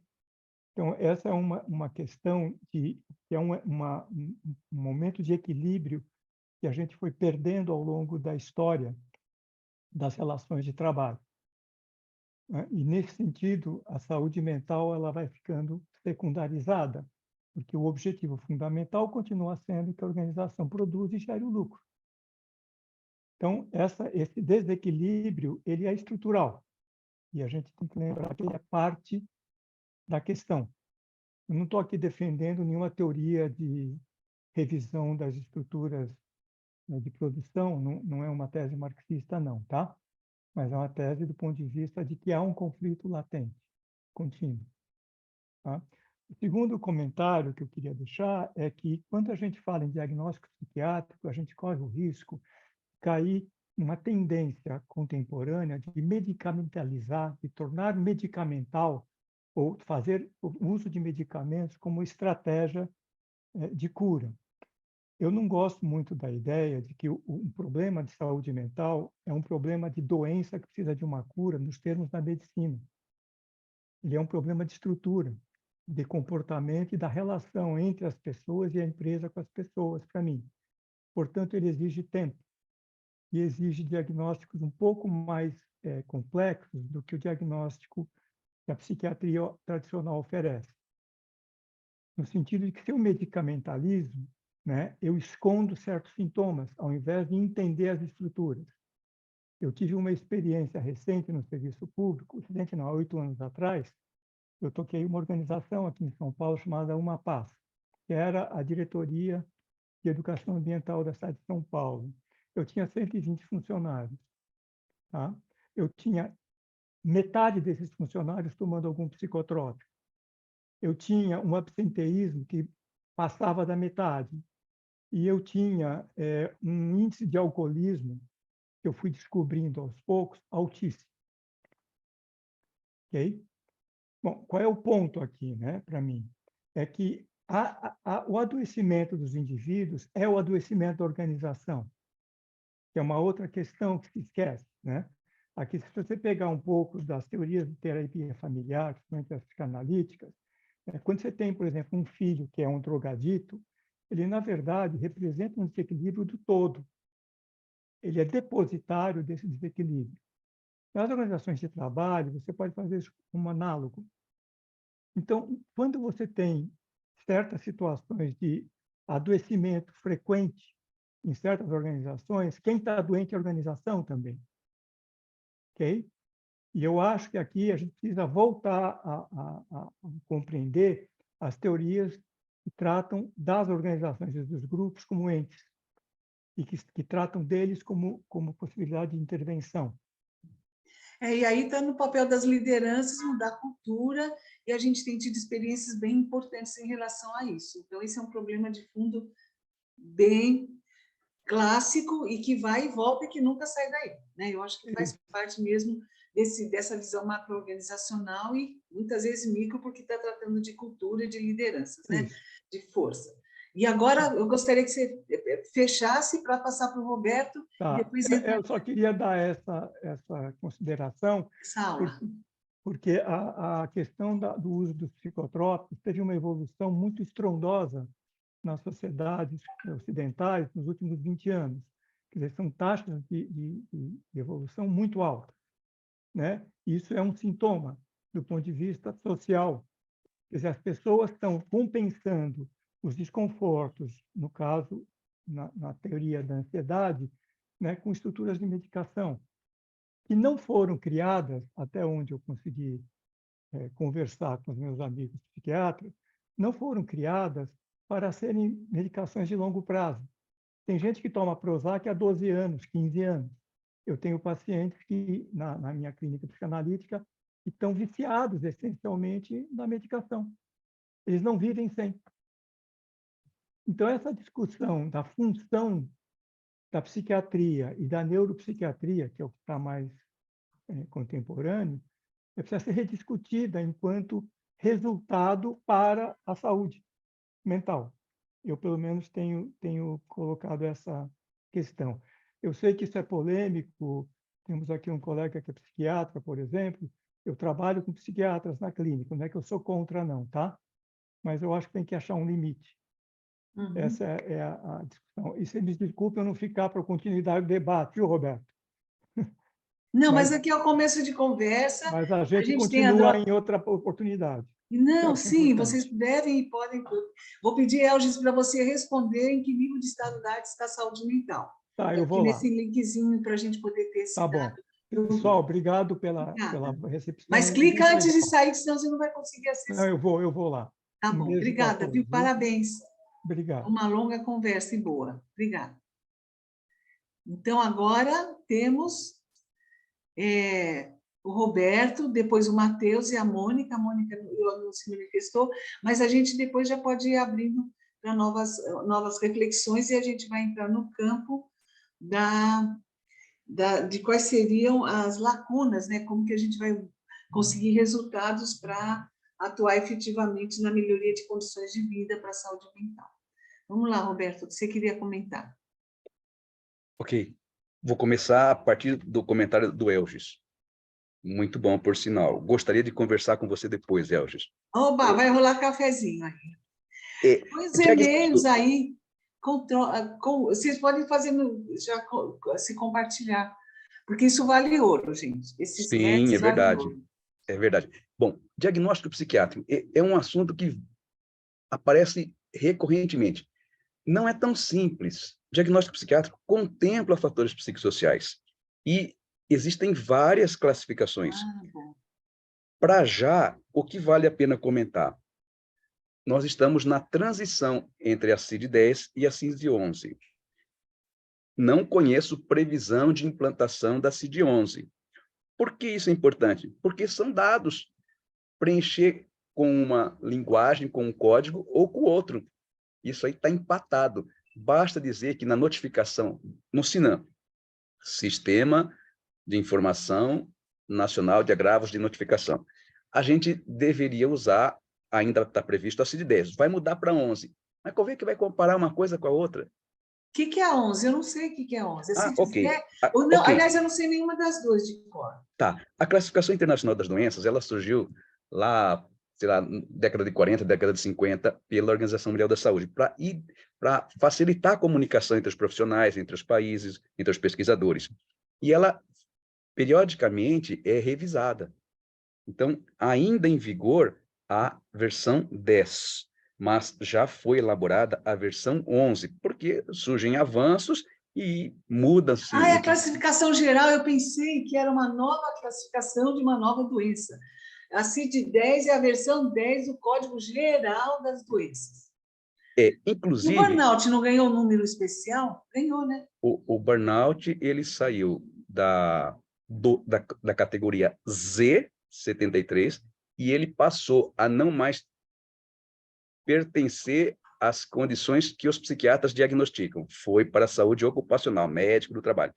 Primeiro de tudo, é importante dizer que a CID não é só classificação de doença. E aí já começa um equívoco.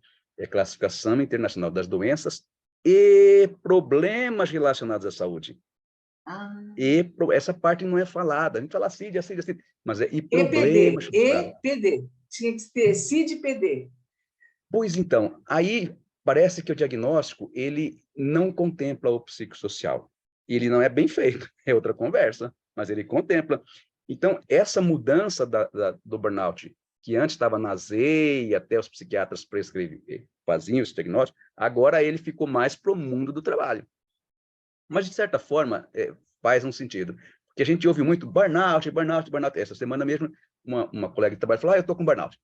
Mas, para fazer diagnóstico de burnout, você tem que ter, pelo menos, visita ao local de trabalho. Como é que você vai fazer o nexo que foi com o trabalho se você não visita o local de trabalho? Não dá para fazer. É uma coisa simples, mas que ninguém fala. Só fala burnout, burnout, burnout. Bom, então, existem vários sistemas de classificação. Existem aqueles voltados para pesquisa. Enfim, é um comentário bem fininho esse que eu estou fazendo, bem pontual. Quero passar para outro ponto, que a Bárbara me ajudou a lembrar. Muito obrigado, Bárbara. É que nesse modelo que a prefeitura colocou para consulta pública, além de não citar claramente a saúde materna e infantil, também não cita os centros de referência em saúde do trabalhador. Quer encontrar a pessoa desassistida? Vai aos centros de referência em saúde do trabalhador. Ninguém quer saber deles. Infelizmente, é verdade. Já fui demitido da empresa. Muitas vezes, eu digo porque eu trabalhei em centro de referência do trabalhador. Tá? É terrível, é um baixo astral, me perdoem, mas é o que eu vivi. Então, não cita. E aí eu fui fazer uma visita em um CAPS, há algumas semanas, e chego lá, essa pergunta foi feita. Escuta, mas como é que a gente faz para listar quando o paciente chega com burnout? Aí eu disse, olha, deixa eu te fazer uma pergunta. Falando com o colega lá, você faz anamnese ocupacional?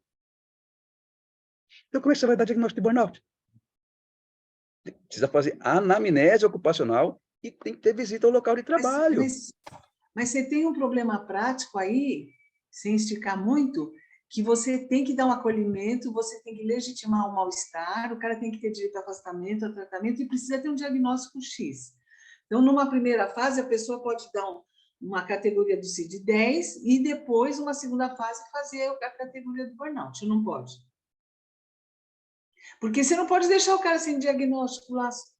É coisa da tua empresa, vamos fazer uma amiga minha gastro, ela falava assim, o cara chega sangrando aqui, porque problema de estômago e tal, eu vou falar, você não tem nada, é psicossomático, ou vamos ver primeiro a parte psicossomática. Não, você tem que ir para o clínico primeiro, porque ali, entendeu?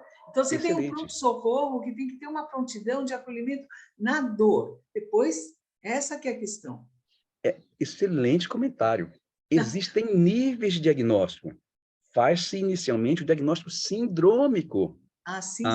Pois é, que essa parte, eu acho que nós psiquiatras deveríamos conversar mais com a população. A população não tem obrigação de saber. Simplesmente não tem. Né? Mas tem o diagnóstico sindrômico.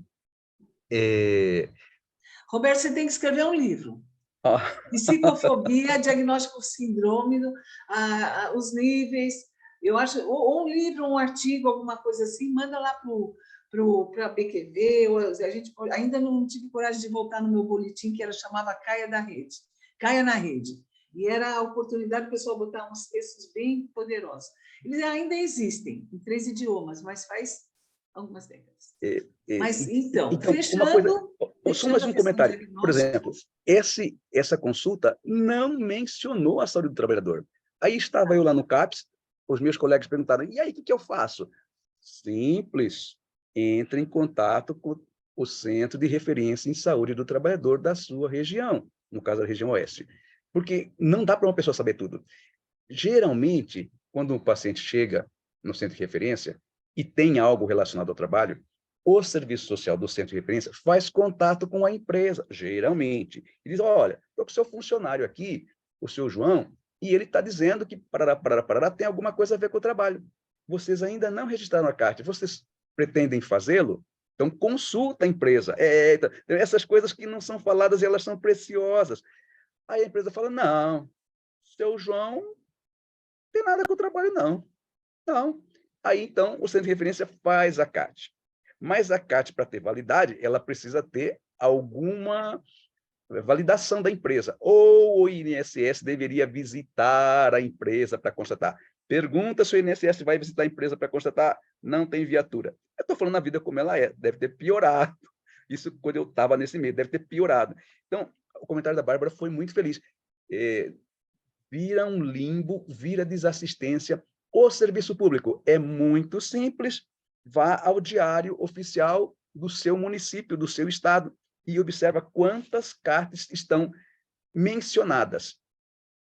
Omissão. Eu sou meio duro nisso aí, falo mesmo, já falei em congresso de psiquiatria, omissão. Não abrem a CAT. E quando abrem a CAT, abre a CAT. Só abrir a CAT também não adianta nada, é somente um ato administrativo. A CAT precisa ter junto um relatório médico, porque senão você não vai conseguir fazer conexão daquilo, que aquilo é uma doença. E não isso é só o começo, que esse relatório médico precisa visitar o local de trabalho, mas os serviços públicos, né, assim, existem vários serviços públicos, eu não posso aqui generalizar, existem locais que são bem presentes, assertivos, e existem os que são omissos. Aí cada um está numa categoria, não vou dar nome aos bois. Não, Roberto, eu acho que vale. Olha, agora vai ter em Córdoba o Congresso Ibero-Americano, até dia 30. Sugiro que vocês submetam um trabalho nesse tema, junto com o Elgis. É simplesinho, é um resuminho, e é lá da rede Ibero-Americana. Eu vou ver se eu coloco aqui o Jade perguntou alguma coisa. O link para vocês do congresso da RIPOT, né? Já vou colocar aqui, que é bárbaro. E eu acho que isso daí vai fazer todo sentido lá. Eu queria ouvir a Liana. É só me acessa pelo WhatsApp, 981110720, que não vai dar para falar muito tempo aqui. Tá? Me acessa por lá, terei prazer. Vi colegas aqui... eu vou te mandar o link, você se inscreve e vai atrás. Dá trabalho. Outro dia me convidaram para uma coisa, e quem vai pagar? Eu falei, vou ter que correr atrás do dinheiro. Empreendedorismo na veia. É que surgiram perguntas aqui, Cris, foi isso que eu disse. Me perguntaram aqui sobre Asperger. Então, não vai dar para comentar tudo aqui. Então, me pergunta depois, surge um outro café. E tem um pessoal aí que eu gostaria de falar também. Então, aqui já está lá o número do telefone do Roberto. Obrigado. Muito legal, muito forte. Muito bem. Agora, quem que falta falar? Liana, você conseguiu ficar? Que ela entrou e saiu, acho que ela já... está aqui. Oi, Li. A ideia é você se apresentar e falar quais seriam as lacunas de saúde mental hoje. Nas empresas, a gente está falando de empresa. Está dando para me ouvir? Tá, obrigada por insistir em ficar. Obrigada, tá com a sala de aula bonitinha. Boa tarde a todos. Eu acho que tem muita intenção e ações não convergentes, tá? Então, as empresas que já estão mais adiantadas e que a gente já estuda desde sempre, desde que eu entrei na rede, que foi no final dos anos 90, início lá por 99, 2000, então essas empresas que já passaram por tantas fusões e elas já sabem trabalhar bem a saúde mental linkada a uma dor do corpo gritando, né?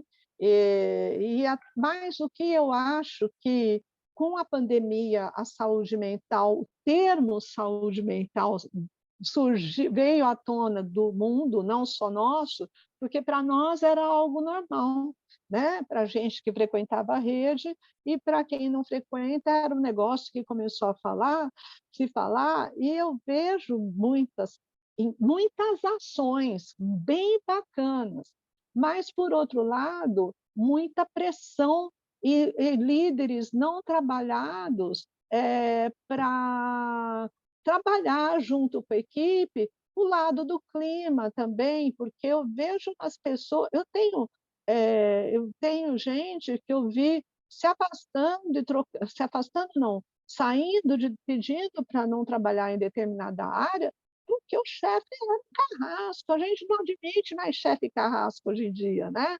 E tem como a gente dedar, a gente daquele canal anônimo, mas o canal anônimo não faz parte do nosso dia a dia ainda. Muitos de nós não, na nossa cultura, muitos ainda não gostam de pegar o telefone. Então, eu acho que tem ações maravilhosas, mas muitas vezes desconectadas. Isso é o que eu vejo na maioria das empresas. Muito bem. Olha, a Cláudia lá de Lisboa está te dando um oi. Roberto, você é a bola da vez aqui, e não deixa de responder para a Jade, que eu acho que é uma coisa bastante próxima, né? E a Liana, professora, empreendedora. E qual que é a tua principal atividade hoje, Liana? Cuidar dos netos não vale, hein? Não.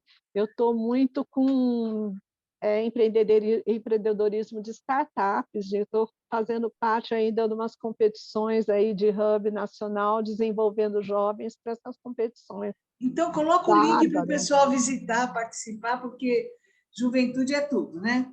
Então, eu sei que você faz bastante eventos, se tiver algum, já posta aqui, e aí o pessoal já vai conhecendo. A Cláudia falou também, não sei se ela falou com Liana e falou que quer falar com você também, Roberto, que está aí no chat, tá bom? Então, pessoal, Mônica, você, eu acho que está na escuta, eu acho que não. Deve estar mais ou menos combinando atividades. Matheus também. Então, agora, para encerrar, pessoal, eu gostaria de ouvir de vocês, a gente pode colocar no chat, depois fazer alguns comentários. Antes, Tiago, você tem um conjunto de respostas dessa pergunta do estado da arte? Sim, Cris, recebemos mais respostas, tá? Eu vou compartilhar aqui. Isso. E depois, lembrando que a gravação toda fica lá disponível. Tchan, tchan, tchan, tchan. Nossa, o pessoal está animado. Aqui, olha, tem material para caramba para análise do discurso, etc. Né? Então, a gente tinha lido aquelas primeiras, que seria... A saúde mental das pessoas encontra-se bastante afetada. Se faltar alguma coisa, me ajuda aqui, Tiago. Nível de psicofobia intenso, muito associada à inequidade. Incipiente, olha que interessante, com lacunas de interdisciplinaridade. Olha que bacana. Eu sou bem otimista, pois lá em plena evolução, né? O nível de saúde mental nas organizações ainda está em iniciativas e pesquisas voltadas à capacidade laboral. Essa é uma coisa, é saúde do trabalho ou saúde no trabalho, ou é saúde e trabalho, né? Qual que é a hierarquia, qual que é a variável dependente, independente e variável interveniente, né? Qual que é o desenho desse produto, né? Desse processo, né? E assistência, e não há uma preocupação com a assistência individual do trabalhador. Então, a gente tem coisas bem fortes no SESI, que já foi mais forte em alguns serviços de saúde pública, que é o cuidado com o trabalhador, né? Que seria as atividades de recuperação de acidentes de trabalho, de doença mental, de obesidade mórbida, mas elas, assim, num mar de eventos, elas são 1%, né?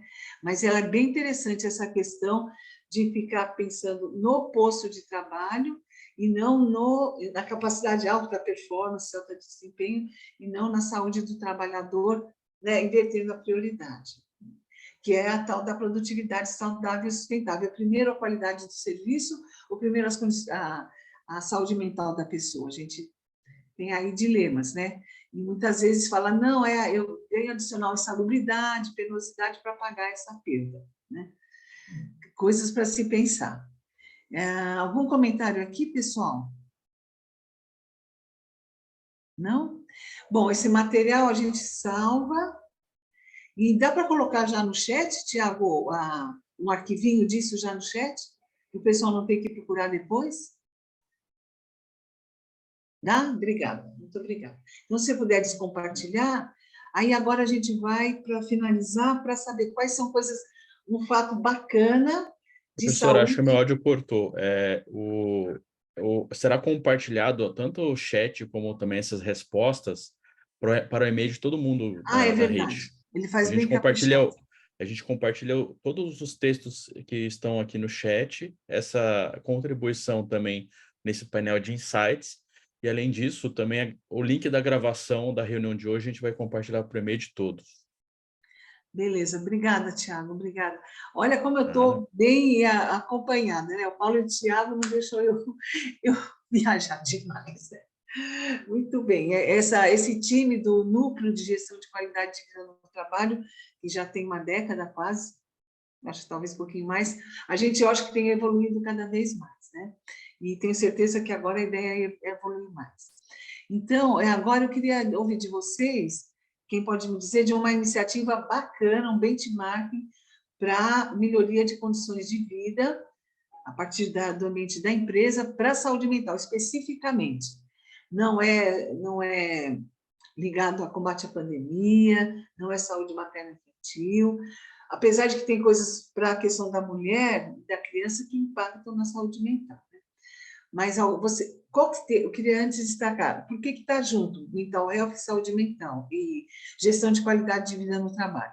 Bem, mental health em inglês é fruto desse estudo na FIA, que virou o curso lá que a gente tem na FIA online, que é o termo mais abrangente para a saúde mental. Então, se usa mental health, é uma cara mais nova para o termo.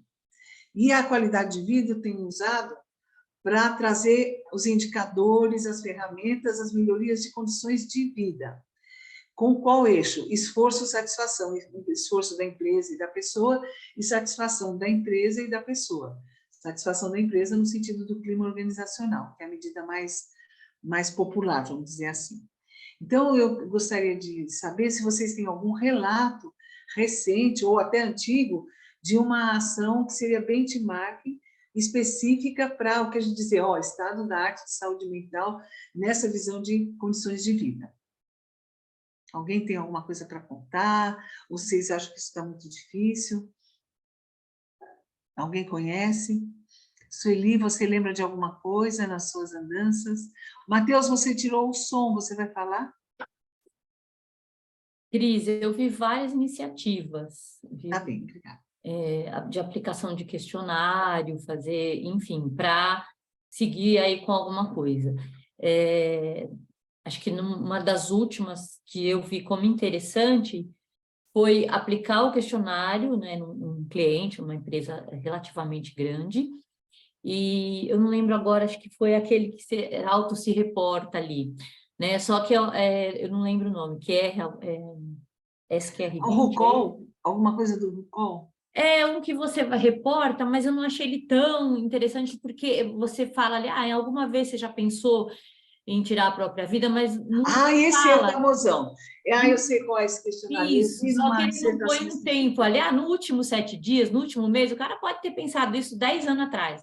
E aí eu achei meio falho, mas é uma iniciativa legal, e a partir daquelas respostas, a gente fazia ali uma escala, porque era assim, até 7 pontos, se eu não me engano, a pessoa, para cima de 7, já jogava todo mundo no mesmo balaio. E aí eu sentei com a psicóloga para a gente poder fazer ali umas pequenas escalas e distribuir melhor para que a gente pudesse direcionar aquelas pessoas. Estratificar, né? Isso, estratificar, mas como eu digo, eu ainda acho que merecia ali uma melhor avaliação, né, um acompanhamento, não só você fazer isso e encaminhar para a psicoterapia.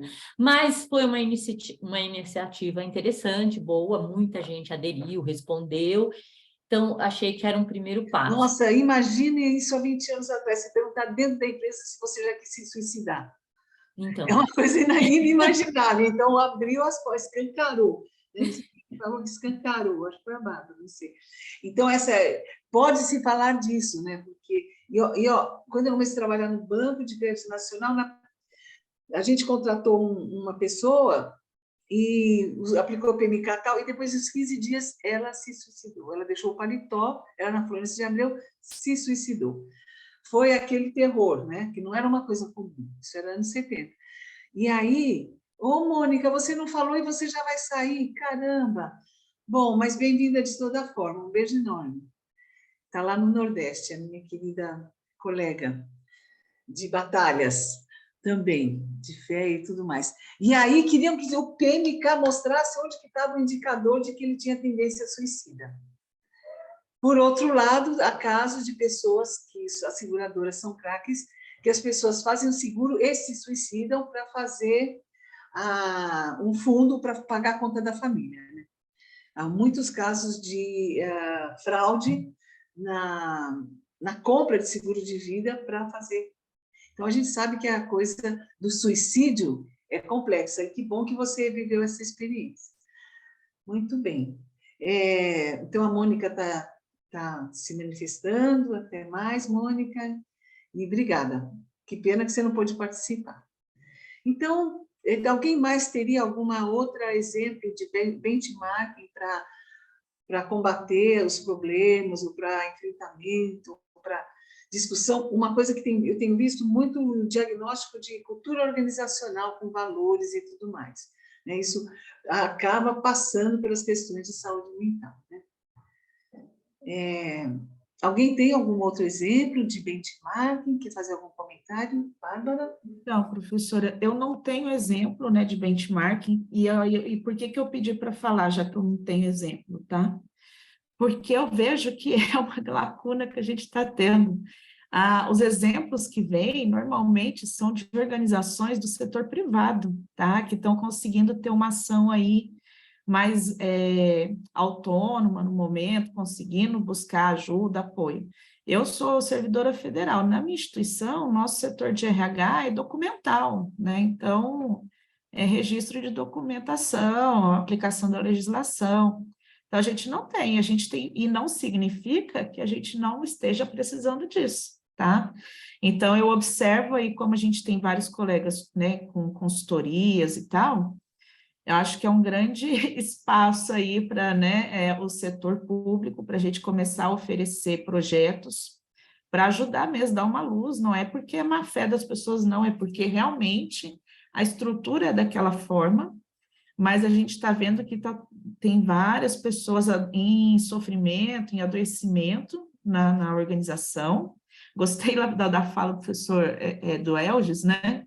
A organização está doente realmente, porque é tanta gente que a gente vê que está precisando mesmo arrumar, só que o pessoal, dentro da estrutura atual, não tem como.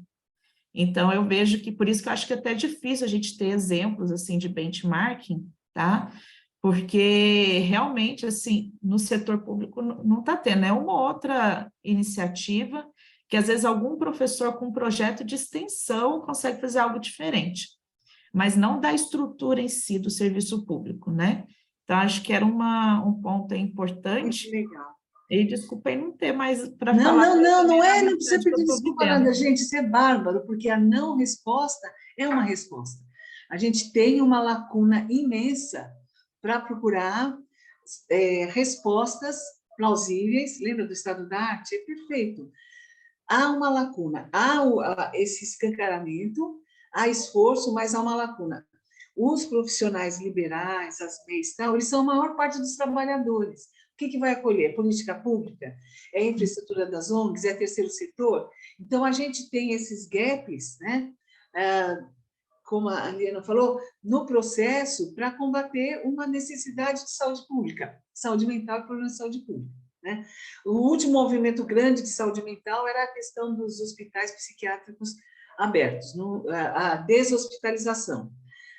Isso foi um movimento que marcou. Primeiro tinha um hospital dia, mudou o conceito, que era tratado, teve uma matéria, já vou te dar a palavra, Julie, recente no Juqueri, dramática, sobre como viviam as pessoas ali internadas. Era uma coisa assim, dava de 10 e muito filme de terror, né? Então, a gente tem esse marco da deshospitalização, é um marco. Tem o marco da questão da reintegração ocupacional, quer dizer, a pessoa sofreu acidente, mas ela não vai ficar marginalizada ou sempre com aquele serviço precário, é um marco. Mas será que a gente vai ter um marco de uma política bacana, de uma cultura ligada ao enfrentamento de saúde mental? Dentro disso você tem o suicídio, mas não tem só o suicídio, né? Tem outras questões mais. O legal, o Bruno Chapadeiro falou esses dias, né, que a CIPA mudou agora em abril, não vi a lei, não sei se você viu, Carlos, que é a Comissão Interna de Prevenção de Acidentes e, quem sabe? Ninguém sabe. É CIPA-A, Comissão Interna, foi agora 14 de abril, se não me engano. Assim como tem a história do que o Roberto trouxe disso. Comissão Interna de Prevenção de Acidentes e Assédio. Olha como mudou. A questão soft, ela pegou, ela está visível, psicossocial. O assédio, ele abarca muitas coisas, né?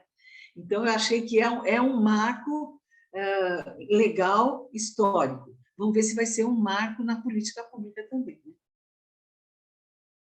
Lili, por favor, minha flor. Que faculdade que você está? Onde você está? Não sabe? na Embi da Paulista. Ah, que delícia! Ali virou um viaduto do chá, né?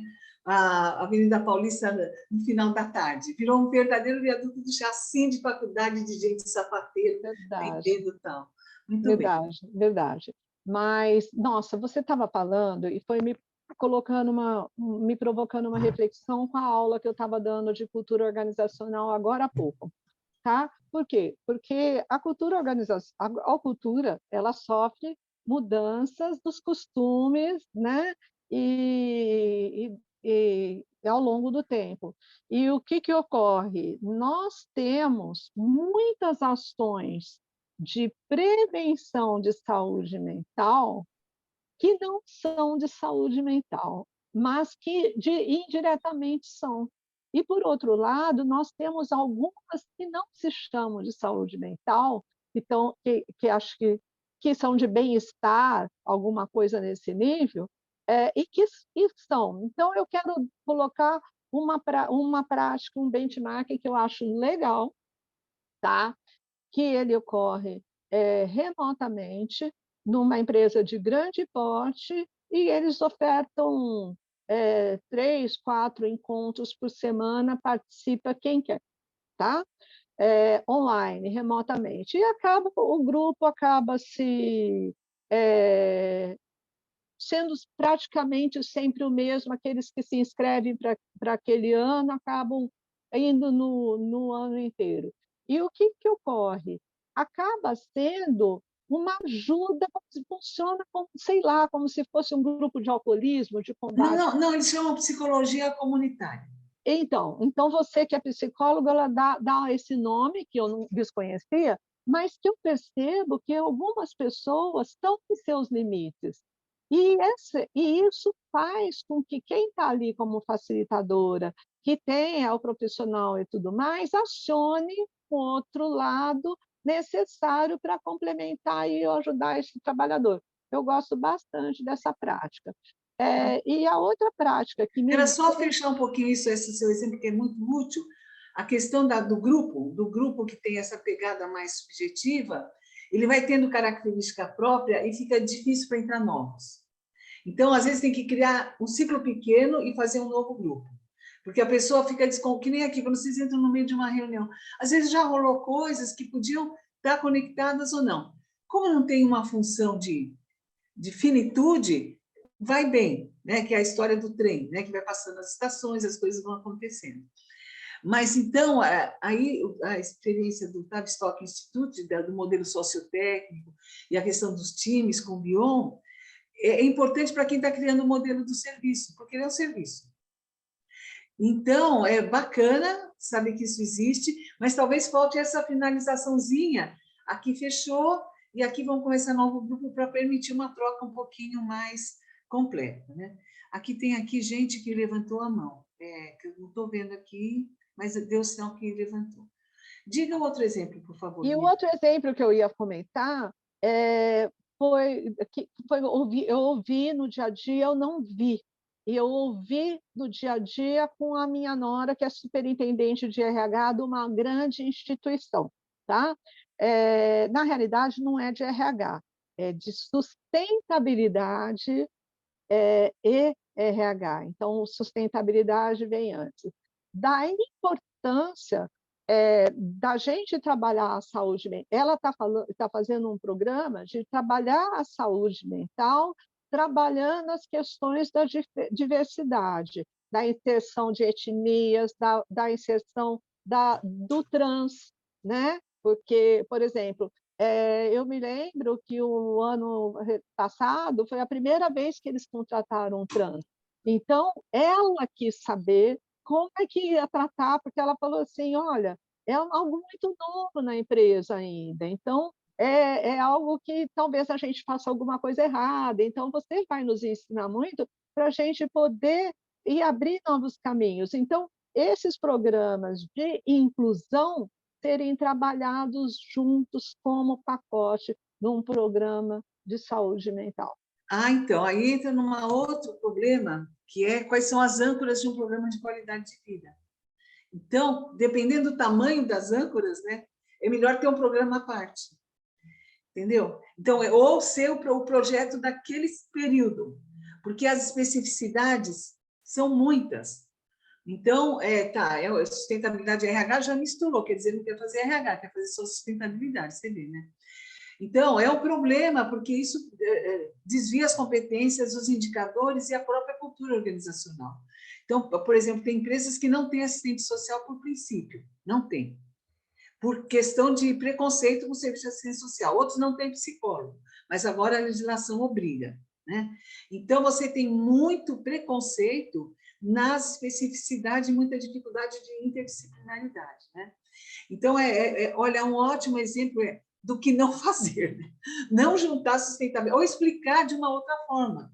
DH, desenvolvimento humano e organizacional, é um nome mais global, vamos dizer. Mas na hora que você especifica para fazer um marketing, que medo, né? Pode ser até que seja uma coisa super diferente, mas ainda não bate bem com o conceito, né, de gestão de pessoas, né? Fica como se gestão de pessoas ficasse depois, pessoas e depois ambiente, não sei.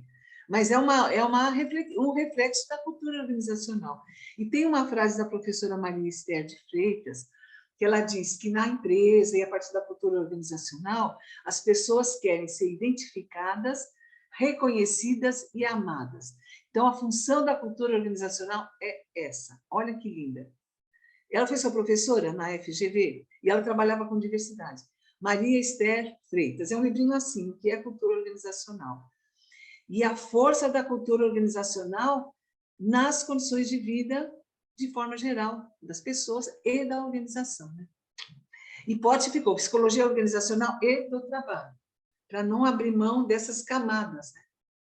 Adorei esse exemplo. É um super case, porque às vezes você usa um termo errado para uma coisa certa, vamos dizer assim, né? Legal. E aí, gente, vamos nos despedir? Ah, Su, fala. Depois a gente já vai se despedir. Rapidinho, é que a fala Rapidinho, pode ficar de boa. Estava falando aqui agora, me trouxe Liana, né? Da Liana, desculpa, Liana. Me trouxe um case interessante de um cliente que eu atendi. E durante a pandemia, ele tem várias fábricas no interior, né? Durante a pandemia, os funcionários continuavam trabalhando e a gente sugeriu umas rodas de conversa com os gestores, para que os gestores pudessem entender e também acolher os funcionários, porque era aquele momento que as pessoas estavam perdendo familiares, outros contaminados, então assim, foi uma coisa bem...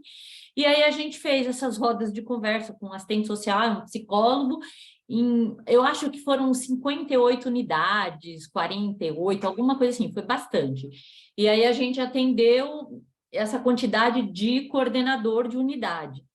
E a roda de conversa era para isso, a história era um bate-papo conduzido ali com um profissional, né? Os gestores ali, os coordenadores. E o que aconteceu foi que eles vieram com demandas diversas, assim, não só deles, como dos colaboradores. Então, para você ver o quanto que as pessoas têm esse sofrimento mental e quando elas acham um espaço de fala, um espaço onde elas se sintam seguras e possam colocar, elas trazem demandas diversas. No início, o RH queria fazer parte, aí a gente falou, não, aqui é um espaço que é assistente social, o psicólogo e a equipe ali, o coordenador, aquele grupinho ali de meia dúzia, tal, que tem da empresa, né? E foi se soltando, olha, a gente conseguiu fazer um book bem legal com as falas, o que eles trouxeram, aí veio de tudo, tá? Veio a questão, inclusive, de diversidade, de sofrimento, muito, muito ligada a essa questão da saúde mental. Foi um trabalho bem legal, a gente se sentiu super feliz, aí na hora de fazer a entrega, a pessoa do RH era um engenheiro, e aí ele... Mas aqui eu quero dados estatísticos, quantos morreram, quantos estão atormentados, quantos... Então, assim, também tem esse lado, tá, gente? A gente vai com aquele lado humano, querer fazer uma roda de conversa, fazer... E aí, na hora que você entrega o book, é óbvio, a gente não identificou ninguém, falou só das unidades, levamos... E o que a gente captou ali de interessante... E aí o engenheiro, a fala dele foi essa, ok, né? Mas eu só Mas volta lá que eu acho que quando ele viu o e-book, ele falou, nossa, esse qual é melhor que o Quant. Não, a gente achou que fosse, né? Mas ele, o qual é lindo, mas a gente quer o Quant. Quantos morreram, quantos estão atormentados, quanto isso, quanto aquilo. Então, tem isso. Era só para contar esse case, tá? Então, mas você sabe, lembra daquele que tinha aqueles espaço de descompressão nas fábricas, que era lei e tudo? Eu estou pensando que talvez a roda de conversa pode ser um produto novo, espaços de fala. Espaço de fala. E a não outra é tão coisa... novo, viu, Cris? A gente já usava isso um pouco na pandemia. Como terminologia, talvez. Tá. Eu estou pensando, mas viajando na maionese. Sim. Eu pensei os lugares de descompressão nas fábricas de motores, muito poluídas que você ia, ou ambiente financeiro, que você saía daquele espaço físico, né? E como isso, que às vezes acontece naturalmente em reuniões diversas, seria um espaço de fala. E a coisa da delicadeza, porque um grupo que está falando dessas coisas íntimas precisa de muita delicadeza, cuidado, tem que ter uma suavidade, senão é pele. Risca, machuca, sangra, fica roxo, é o bicho, né? Então, é a natureza desse espaço, né? Então, talvez formar né? Que seja esse engenheiro. Olha, quem sabe você não está enxergando, né? A questão da invisibilidade do produto. Né? Muito legal, ótimo. Então, gente, tchau para vocês, um beijo, até breve. A próxima quando vai ser, Tiago? Oi, Cris, vou compartilhar aqui na tela para todos verem os nossos próximos encontros, tá? Vou compartilhar aqui a imagem. Aparece para vocês aí? Sim. Legal. Hoje foi o Mental Health e Qualidade de Vida no Trabalho. Aí temos os próximos encontros no dia 9 de junho, dia 11 de agosto e dia 6 de outubro. Esses são os temas e esperamos vocês. Então, Tiago, nessa versão era melhor colocar aquela do dia de práticas, novas práticas de RH. Tudo porque bem, daí o pessoal tem tudo que aconteceu em 23. Lembra que era fevereiro? Que foi a nossa agenda de 23 que a gente fez há 2 meses. Ah, sim, ela foi realizada. Que ela era uma extensão do anteriormente. 22, né? Ela era Ou então a gente deixa disponível 22, como foi em 23. Tá bem, obrigada a você, eu acho que foi a Germana que falou. E também eu aproveito para convidar vocês para conhecerem o nosso curso lá da FIA. A gente está com alunos. Você já pegou direto assim? Não sei se está com alguma promoção, a gente vai entrar... São classes, a primeira classe tem 11 alunos, a segunda tem 6, mas a gente vai compondo até o final do ano para chegar a uns 40, 50 alunos. Presencial, Cris? Oi? É presencial, né? Não, é online, totalmente legal. online. Olha, coloca o link aqui, melhor do que essa imagem. Coloca o link que eu achei. Pode tirar a imagem, Tiago, por favor, e aí colocar o link, você procura lá na página da FIA, e aí qualquer dificuldade, dúvida, vocês podem me consultar, tá bem? É um curso que tem muitos professores bem legais, né, professor Carlos? E está sendo um caldo de cultura. A gente quer trazer um novo conceito para mental health e gestão de qualidade de vida no trabalho. E aí, a partir do olhar desses professores, são 40 professores, talvez um pouquinho menos. O link já está no chat, pessoal. Tá? Beleza. Coloquei o link no chat para todos. Isso, melhor, aí. E aí, qualquer dificuldade, qualquer demanda, vocês me procurem, que eu estou à disposição para tentar viabilizar as participações, tá bem?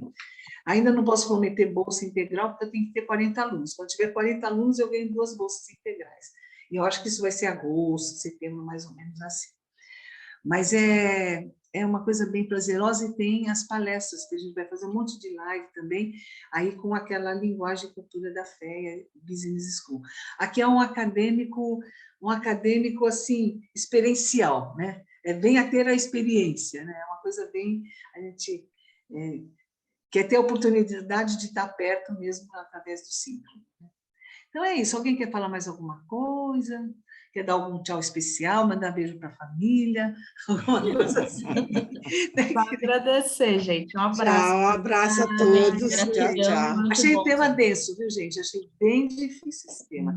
Muita informação e não sei se ficou muito demorado, assim. Eu achei que 2 horas foi muito para discutir o assunto. Não sei se vocês se sentiram cansados um pouquinho. Não, não. Mas Não, teve o que discutir, né? Foi isso, acho que... Foi ótimo, muito bom.